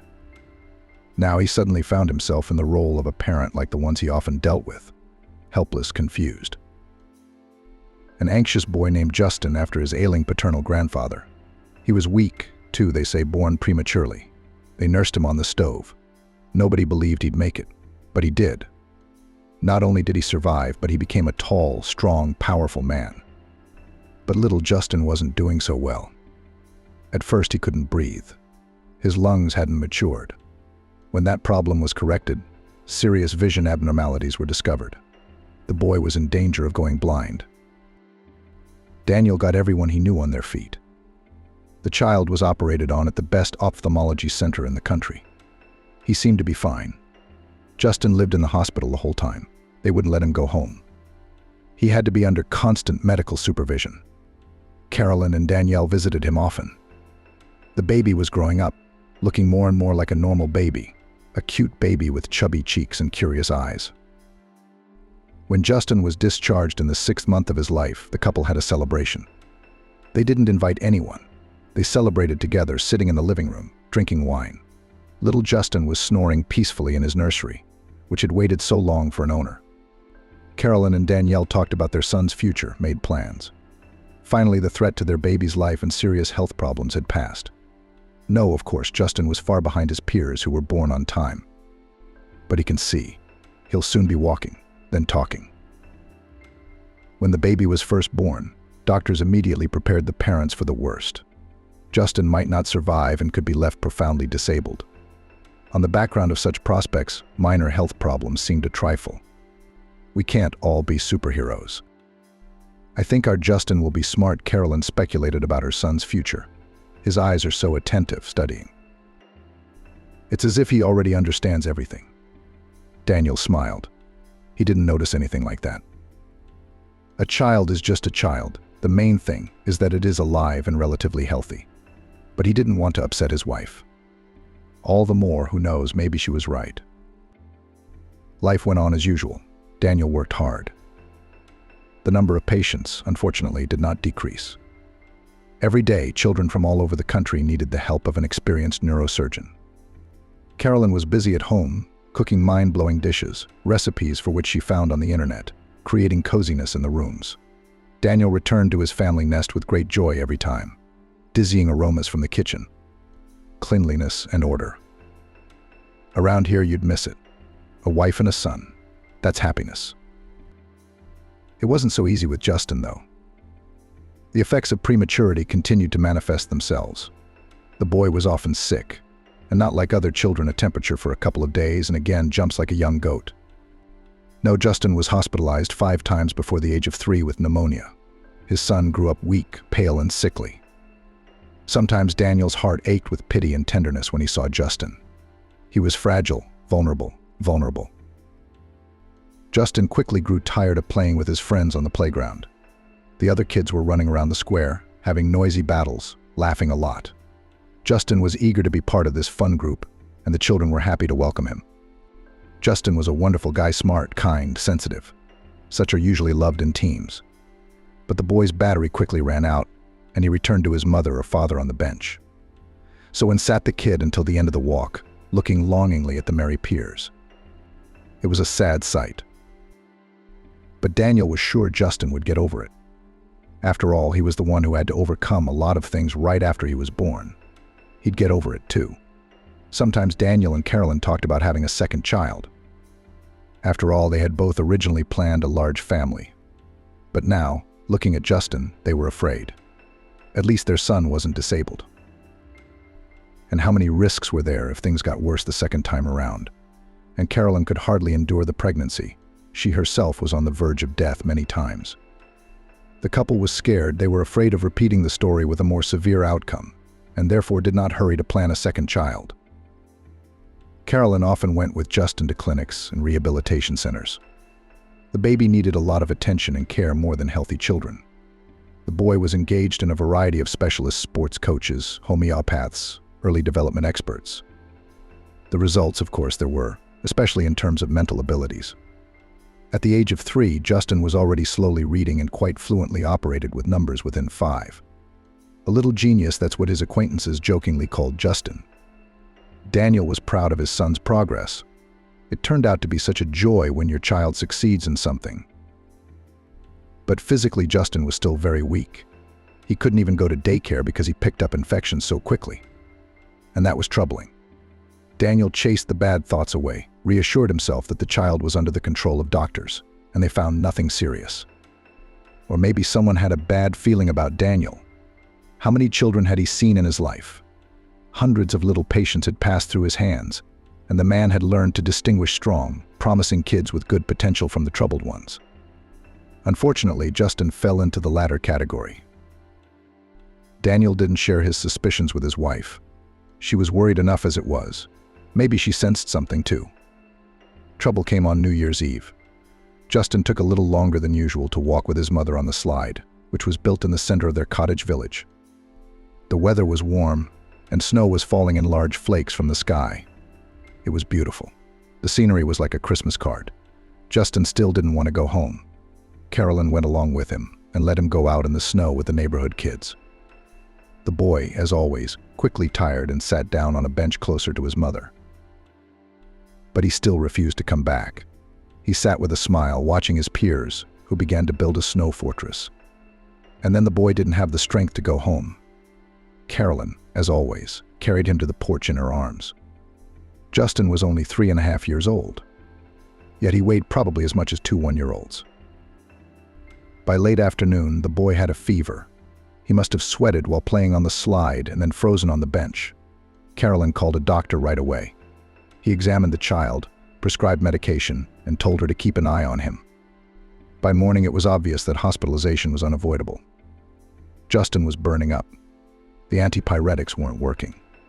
Daniel called an ambulance, which took Carolyn and Justin away. The man himself followed them in his car. From the emergency room, the boy was taken up to the intensive care unit. The parents were released to go home. Carolyn cried all the way home, berating herself. We should have brought him home right away, but he was begging for us to stay. I let a 3-year-old get in the way. It's all my fault. Daniel tried unsuccessfully to calm his wife, but he was not very successful. Justin was again diagnosed with pneumonia, this time bilateral. The baby was in intensive care in critical condition. Again, Danielle and Carolyn lay awake at night, startled by every phone call. What if it was from the hospital? Carolyn didn't know everything. Since Danielle, using her connections, had asked the attending physician not to fill her in on the frightening details. Justin was between life and death. He was hooked up to machines, treated with powerful medications. The hope that the boy would survive was fading by the day. Secretly from his wife, Daniel went out to prominent professors, consulted even with foreign colleagues, looking for salvation for his son. It was hard to go through it all alone. But telling Carolyn that Justin was in critical condition was not an option. The treatment helped. Justin was slowly on the mend. Danielle exhaled. The baby still remained in the NICU, but his life was now out of danger. The crisis had passed. True, the serious illness plus intensive treatment had not gone away. Justin was once again cured of pneumonia, but the price was an acquired heart defect. Many of the drugs the boy was given had side effects. At that time, there was no opportunity to think about the potential harm of treatment, just to get the child out. Now the consequences have taken their toll. And they have. Justin had become a cardiologist on top of all his other problems. So much trouble for one small, skinny little boy, not even 4 years old. The kid was constantly examined. Doctors kept the situation under control. But Justin's condition was becoming increasingly critical. The disease was progressing rapidly. Carolyn was at first relieved when the threat to her only child's life was over. But a new problem again initially threw the anxious mother off balance. The doctor's prognosis sounded almost like a verdict. Justin was getting worse and worse. Then the woman pulled herself together for her son. Daniel marveled at his wife's resilience. She had to stay with Justin in hospitals, watch him, follow the numerous recommendations of doctors' physical activity, pills by the hour, constant monitoring of indicators, and so on. These worries and a rigid, busy schedule distracted Carolyn from depressing thoughts, gave strength to go on and fight for her son. Fortunately, the woman didn't know the whole truth. And the truth was this: Justin needed a complex, unique, long-term operation. It had been postponed. Carolyn thought it was because of her baby's weakness. He still hadn't fully recovered from the pneumonia. In reality, no surgeon wanted to take on such a patient. Daniel knew that Justin had a high chance of not surviving the long surgery. The man sent copies of his son's medical history to various centers and clinics, including foreign ones. The answer from everywhere was about the same. Daniel realized that without surgery, his son would not last long. He would fade away day by day, and they, the parents, would only have to watch. It was hard to realize this. No one gave an exact date. Maybe a year, maybe even 2, but no more than 5. That is, without surgical intervention, my son will not live even until the end of the 2nd grade. And in general, about school in such a situation, probably will not even have to think about it. The boy's condition will gradually worsen, and eventually he will go to bed. What's school for? But surgery is a huge risk for Justin. It's not a sure thing. On the contrary, it could make the problem worse, bring the end closer. The boy may never wake up from the anesthesia. And the manipulation of a small heart must be carried out at the highest level. No one wanted to take on that responsibility. Daniel was desperate. He was afraid of losing not only his son, but also his wife. If the worst happened to Justin, Carolyn wouldn't be able to bear it. That evening, the man sat in his office. It had been a long shift. He hadn't had a minute all day to sort through the paperwork. And now Daniel was making up for lost time. He didn't hurry home. No one was there anyway. Carolyn was back in the hospital with Justin. The boy needed supportive therapy. Her wife, unlike Daniel, still believed that everything would be all right. She didn't know how things really were. The man often doubted whether he was doing the right thing, hiding the truth from his beloved. But he didn't dare to tell Carolyn everything. The figures in the report jumped in front of his eyes. Daniel could not concentrate. He was exhausted from the day's work, and worrying about his son and wife didn't make him productive. The man decided it was time to call it a day.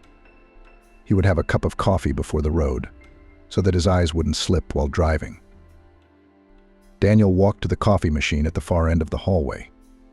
From a distance, he spotted Franklin, a colleague and longtime friend from the cardiology department. The man had tried to help Daniel in his difficult situation as best he could. He had utilized all his connections. Daniel was grateful for that. Franklin took a wide stride toward Daniel. In his hand, he held a tall glass of steaming Americano. "You're here, aren't you?" Franklin smiled at his friend. "What else you got going on at home?" "That's great." Daniel replied, "I've got great news for you. I thought I'd tell you tomorrow. But now that you're here. Anyway, Justin has a real chance of recovery."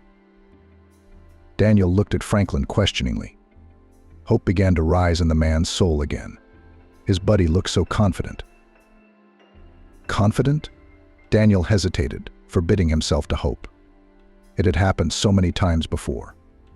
And every time it failed. "There's a young surgeon in Denver," Franklin continued. "She's a cardiologist at the med school. She graduated not too long ago, but she's already gained experience. She works with foreign clinics. She is passionate about research and innovation. It's a mystery when she has time for everything. This lady specializes in children and prefers complex cases. She pulls out patients that other doctors gave up on long ago. And she can do it, can't she?" Daniel was surprised. "So she is a star in the world of medicine. But why don't we know anything about her?" "She's a star, but a rising star," Franklin said confidently. "She's got a lot ahead of her, and it won't be long before everyone knows. So I contacted her, sent her Justin's story. I didn't even tell you, so you wouldn't get your hopes up because I could see how hard it was for you. But then, just this evening, she sent me a reply.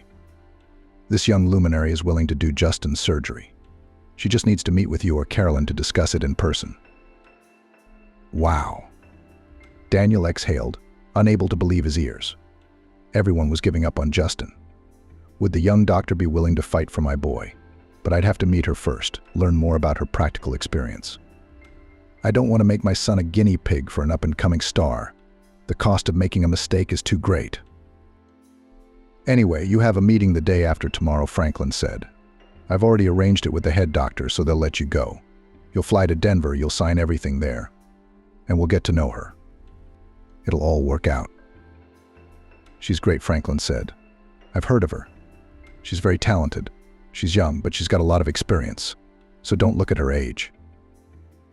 And so, 2 days after that conversation at the coffee machine, Daniel sat in front of the office of Rebecca, the young female surgeon who would save his son. In that time, the man had learned a lot about her, where she studied, where she practiced, what she excelled at. From everything, it appeared that Rebecca was indeed a young talent. She had some very difficult cases in her practice. Daniel had seen pictures of her young, beautiful, more like a photo model than a heart surgeon.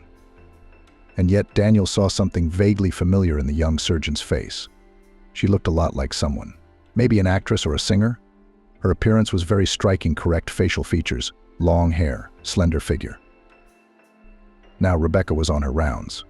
According to the staff, she was very attentive to her little patients. Finally, light footsteps were heard at the end of the corridor.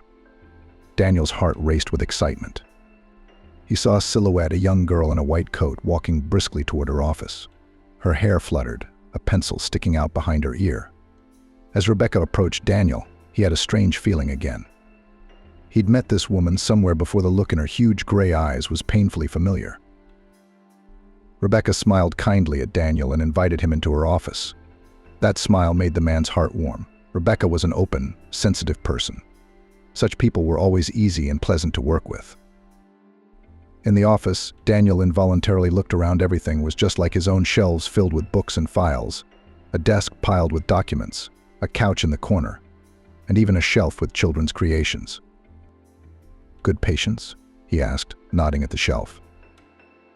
"Absolutely," Rebecca smiled. "Why don't you have a seat?" "I brought Justin's medical history." Daniel handed the young doctor a puffy folder with documents and scans. "Your colleague has already mailed everything to me," Rebecca said. "I'm familiar with your situation, and even the treatment plan is ready. I can't say it will be easy, but I think we can manage." It seemed to Daniel that Rebecca's words made the room feel brighter and warmer. She gave him hope. There was a reason this woman had such a wonderful name. "I had a similar case with a girl, but she was older than your baby," Rebecca continued. "She's fine now. Justin will do everything we can to make this happen." Daniel asked Rebecca questions about his son's treatment that he was very interested in. She answered in detail, thoroughly, thoughtfully. The man quickly realized that she was a professional and innovator. It is such people who move medicine forward. This girl has a great future. She will save more than 100 lives and even more. After all, her techniques and schemes will then be used by other doctors. On top of everything else, Rebecca turned out to be an incredibly nice person.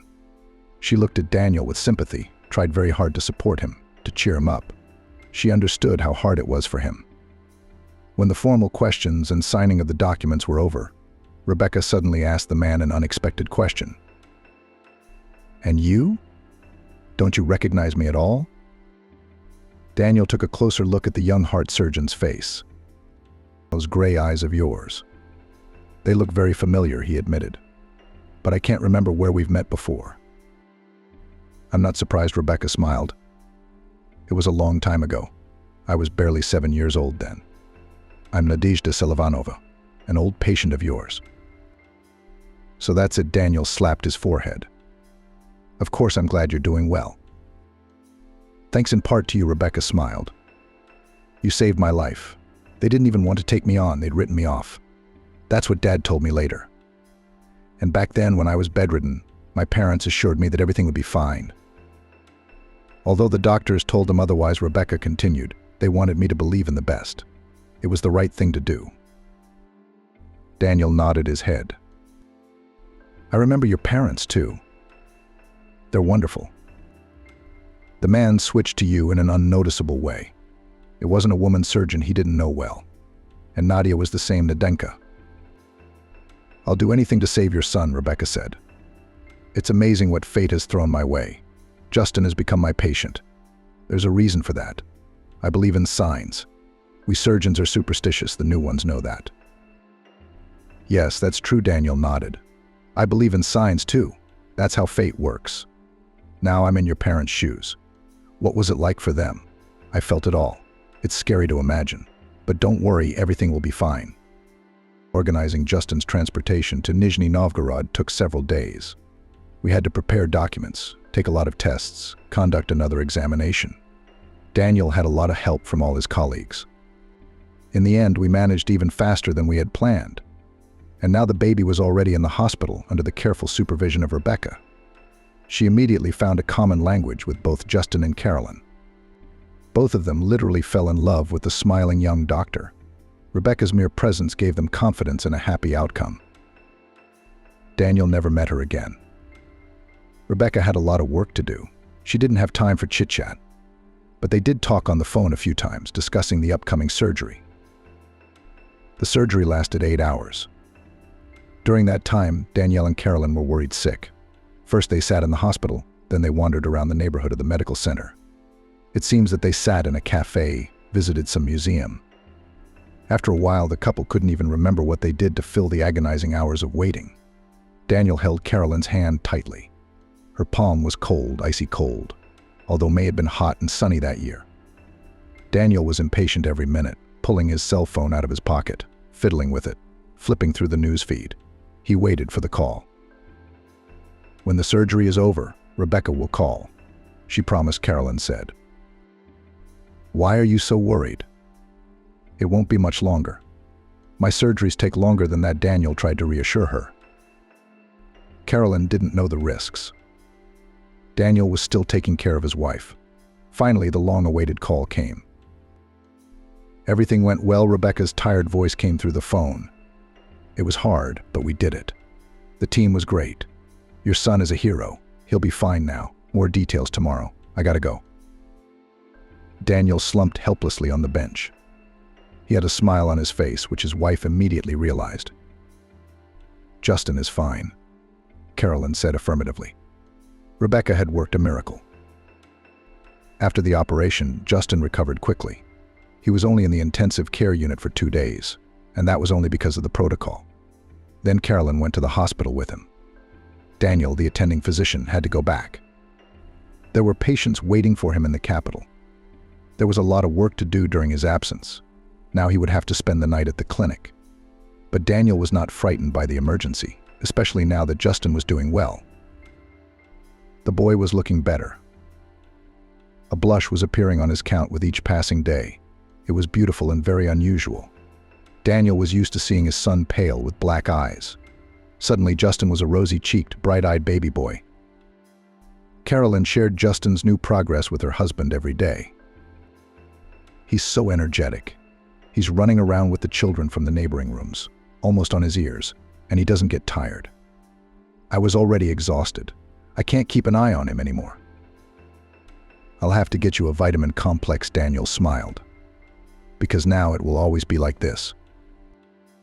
I'm so happy. Daniel had to leave Nizhny Novgorod early. Justin, on the other hand, still had to receive treatment at Rebecca's ward. Before his flight, the man stopped by his former doctor's office to thank her. However, he had no words to express his feelings. She had saved his son, and therefore his wife. This is his whole life, his happiness and destiny. How to describe it in words? Rebecca was sitting at her desk, quickly writing something. When she saw Daniel, she smiled and broke away from her urgent business. Rebecca, I don't even know what to say, Daniel said, taking a seat across from her. You saved my son, you saved all of us. I can't even find the words to describe how grateful I am. I was just doing my job, Rebecca shrugged. And then we're even. Did your father take you to the sea then? Daniel asked suddenly. Years ago, he had been very interested in that question. Rebecca wanted so much to get well soon to see the sea. Had her dream come true? Yes, Rebecca smiled warmly. It was a wonderful trip. It was the first time we went to the sea as a family. We swam, sunbathed, sat in cafes every day. My parents sold the garage to fulfill my dream. They must have been so happy that I survived that they did this impulsive thing. They're really good at what they do, Daniel said. You needed positive emotions and sea air more than any medicine at that time. So parents tried for the health of their daughter. I swam with a dolphin too, Rebecca remembered. True, not in the open sea, as in my dream, but in a dolphinarium. It must have cost my parents a lot of money. I mean, we've always been poor. But that summer after the operation, it was so happy. I felt like the whole world was spinning around me. But you deserved it, Daniel said seriously. You were a real hero. The whole staff marveled at how good you were. Not all kids have that kind of resilience. Do you remember my box? Rebecca asked. I gave it to you when you were discharged. Of course, it still holds a place of honor in my collection. It's on the shelf, and when I look at it, I think of you, that little girl, bigger than my eyes, cheerful. Do you remember what was inside it? Rebecca asked. Inside. Daniel was surprised. I didn't even think there was anything in there, Daniel said. So you didn't open it? Rebecca's eyes lit up like two torches. Surprisingly, they were gray and cold, then suddenly bright and piercing. No, I didn't, Daniel replied. Will you be sure to open it when you get home? Rebecca asked. Sure, I can't wait, Daniel admitted. And that was the truth. Daniel stood in his office. In his hands, he holds the very same box, pink, shiny, decorated with paper flowers. The lid is closed with a homemade lock. So tiny that Daniel could barely manage it with his thumbs. He could have pulled harder, of course, but he didn't want to ruin something dear to his heart. At the bottom lay a color photograph of a smiling Rebecca. It must have been a graduation photo from kindergarten. Her blonde long hair was curled and beautifully tucked to the side. Her lips were slightly touched up with pink lipstick. That day, Rebecca wore a dress of sky blue color, puffy skirt, lantern sleeves. The disease had already made itself known then. There were dark circles under the girl's eyes, but Rebecca smiled broadly at the camera, holding a bouquet of scarlet roses to her chest. It was probably her favorite picture found on her. She looked like a princess. Girls just love that kind of thing. Danielle smiled. What a sweet, cute, spontaneous little girl she was. The little girl in the picture had so much ahead of her, and severe illness, and long treatment, and victory, the sea, study, work in the hospital. But that day, of course, Rebecca didn't realize it yet. She was just a little, dressed up, beautiful and happy girl. Daniel turned the picture over as he thought. On the back was a message. Rebecca had written it years ago in her childish, clumsy handwriting. The letters jumped around, leaning in different directions. There were many reasons for that. Instead of learning and practicing her handwriting, Rebecca had to undergo long and hard medical treatment. Besides, after the operation, her fingers were still not quite right. In fact, Rebecca was a future doctor. And we all know the jokes about their handwriting. Thank you for living, Daniel read on the back of the photo. I was told you saved me. I will now live, go to the sea. I will have children of my own someday. And I will also definitely become a doctor. I will also save children. I promise you that. You'll see in many years you'll be proud of me. Daniel looked at the scrawled lines written by a child's hand and felt an avalanche of emotions coming over him. He had not only saved Rebecca's life, he had also determined her fate. The girl promised him that she would become a doctor, and she did. And she became a doctor. The kind of doctor one turns to when there's no hope of salvation. Ironically, he had saved little Rebecca, and now she had saved his son. And not just Justin. You can't make this stuff up. I opened the box. Daniel grabbed his phone and started typing a message to Rebecca. I figured it out. It's amazing. I can't believe it. Rebecca responded with a long string of smiley faces and hearts. I guess she was busy again. Well, busyness was a common concern. But Daniel was sure when Rebecca got his message, she definitely smiled. A little more time passed. Justin had already recovered completely. Carolyn, lying with her son in the hospital, didn't recognize her boy. Why does he have so much energy? She wondered joyfully during phone conversations with her husband. He jumps, constantly on the move. And how many ideas he has. He is cramped in the hospital corridors in a small yard. I can't wait to be discharged. That's great, said Daniel. What does Rebecca say when you're discharged? Next week. They said they'd meet us at work. Sure enough, discharge day arrived. Daniel was told to be there at 10, but he was early on purpose. He wanted to talk to Rebecca again, ask some questions, and thank her again, of course. Now he had a healthy, energetic child, a happy, calm wife, a bright future. And it was all thanks to her, Rebecca.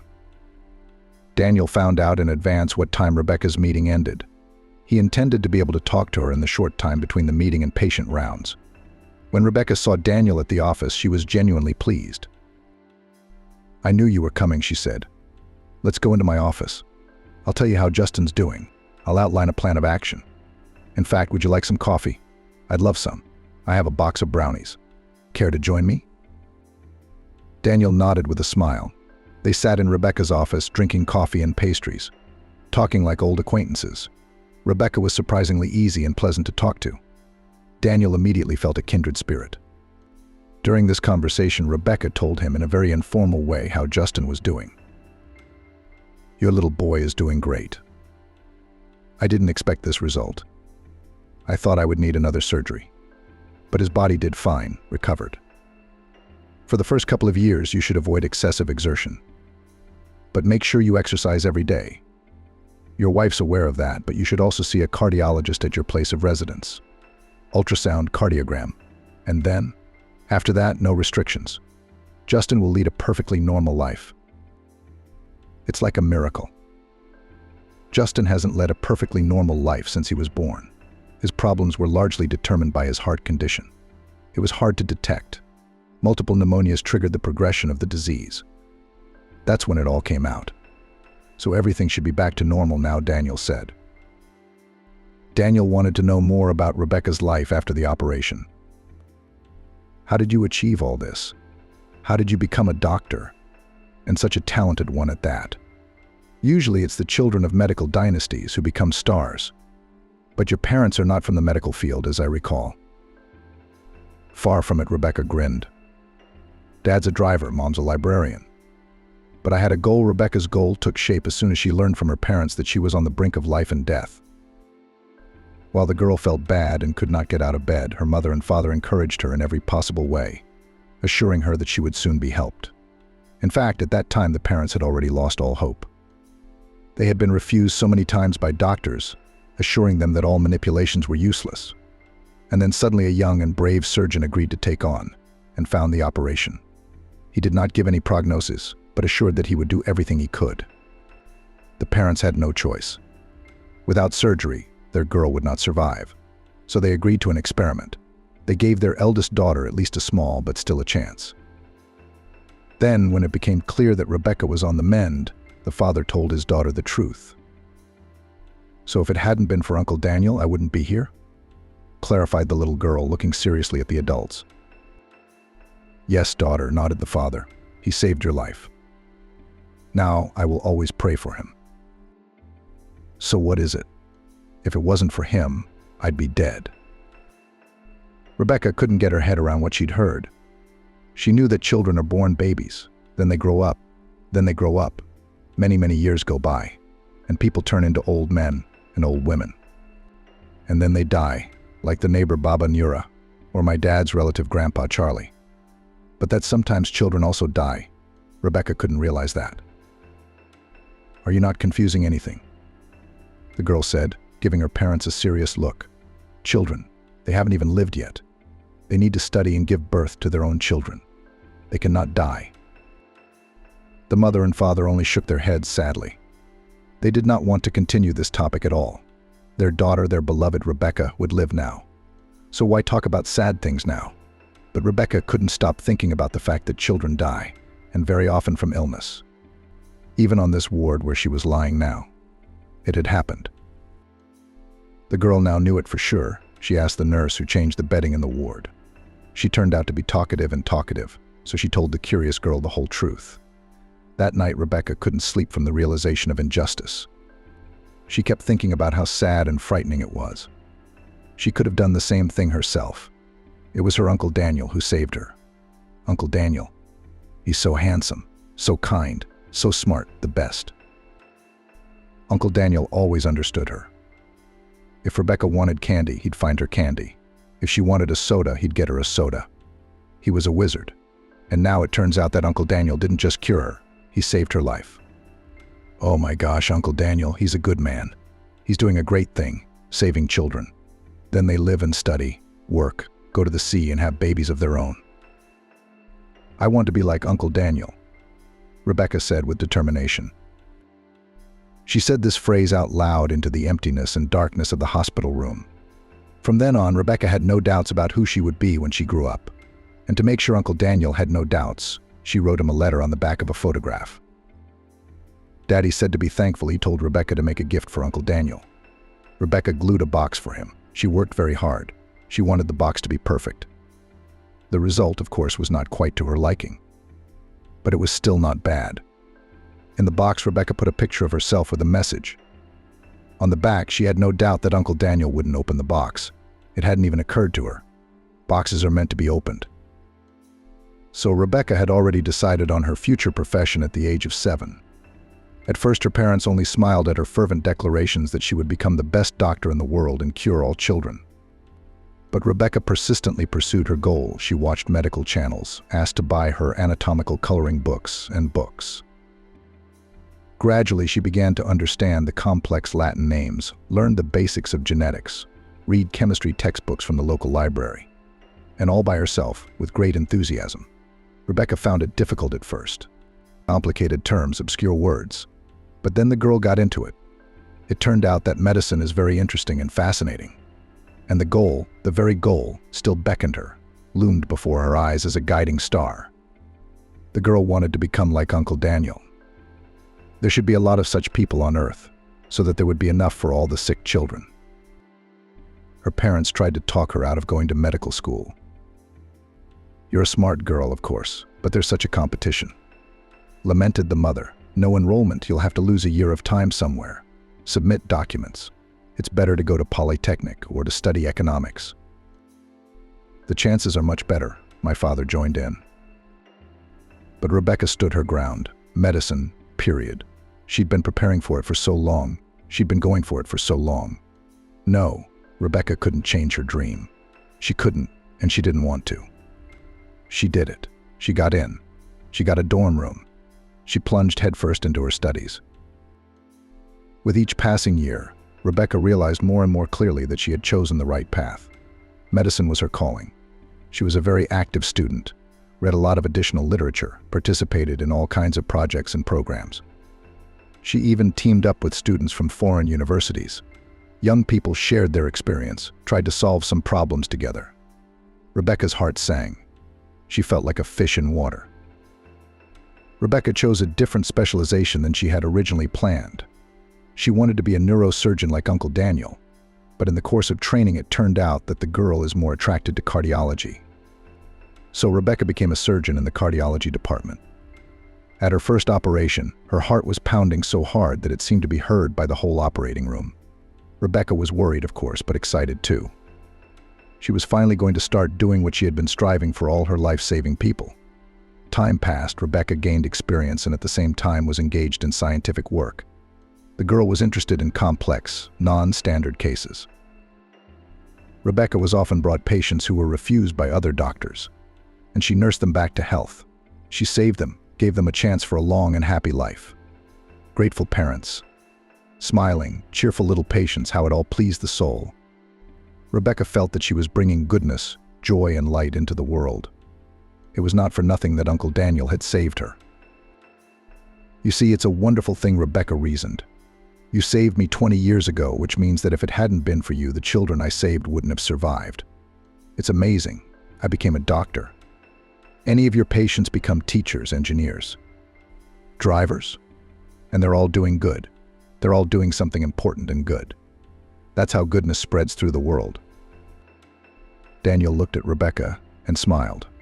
He felt the same way she did.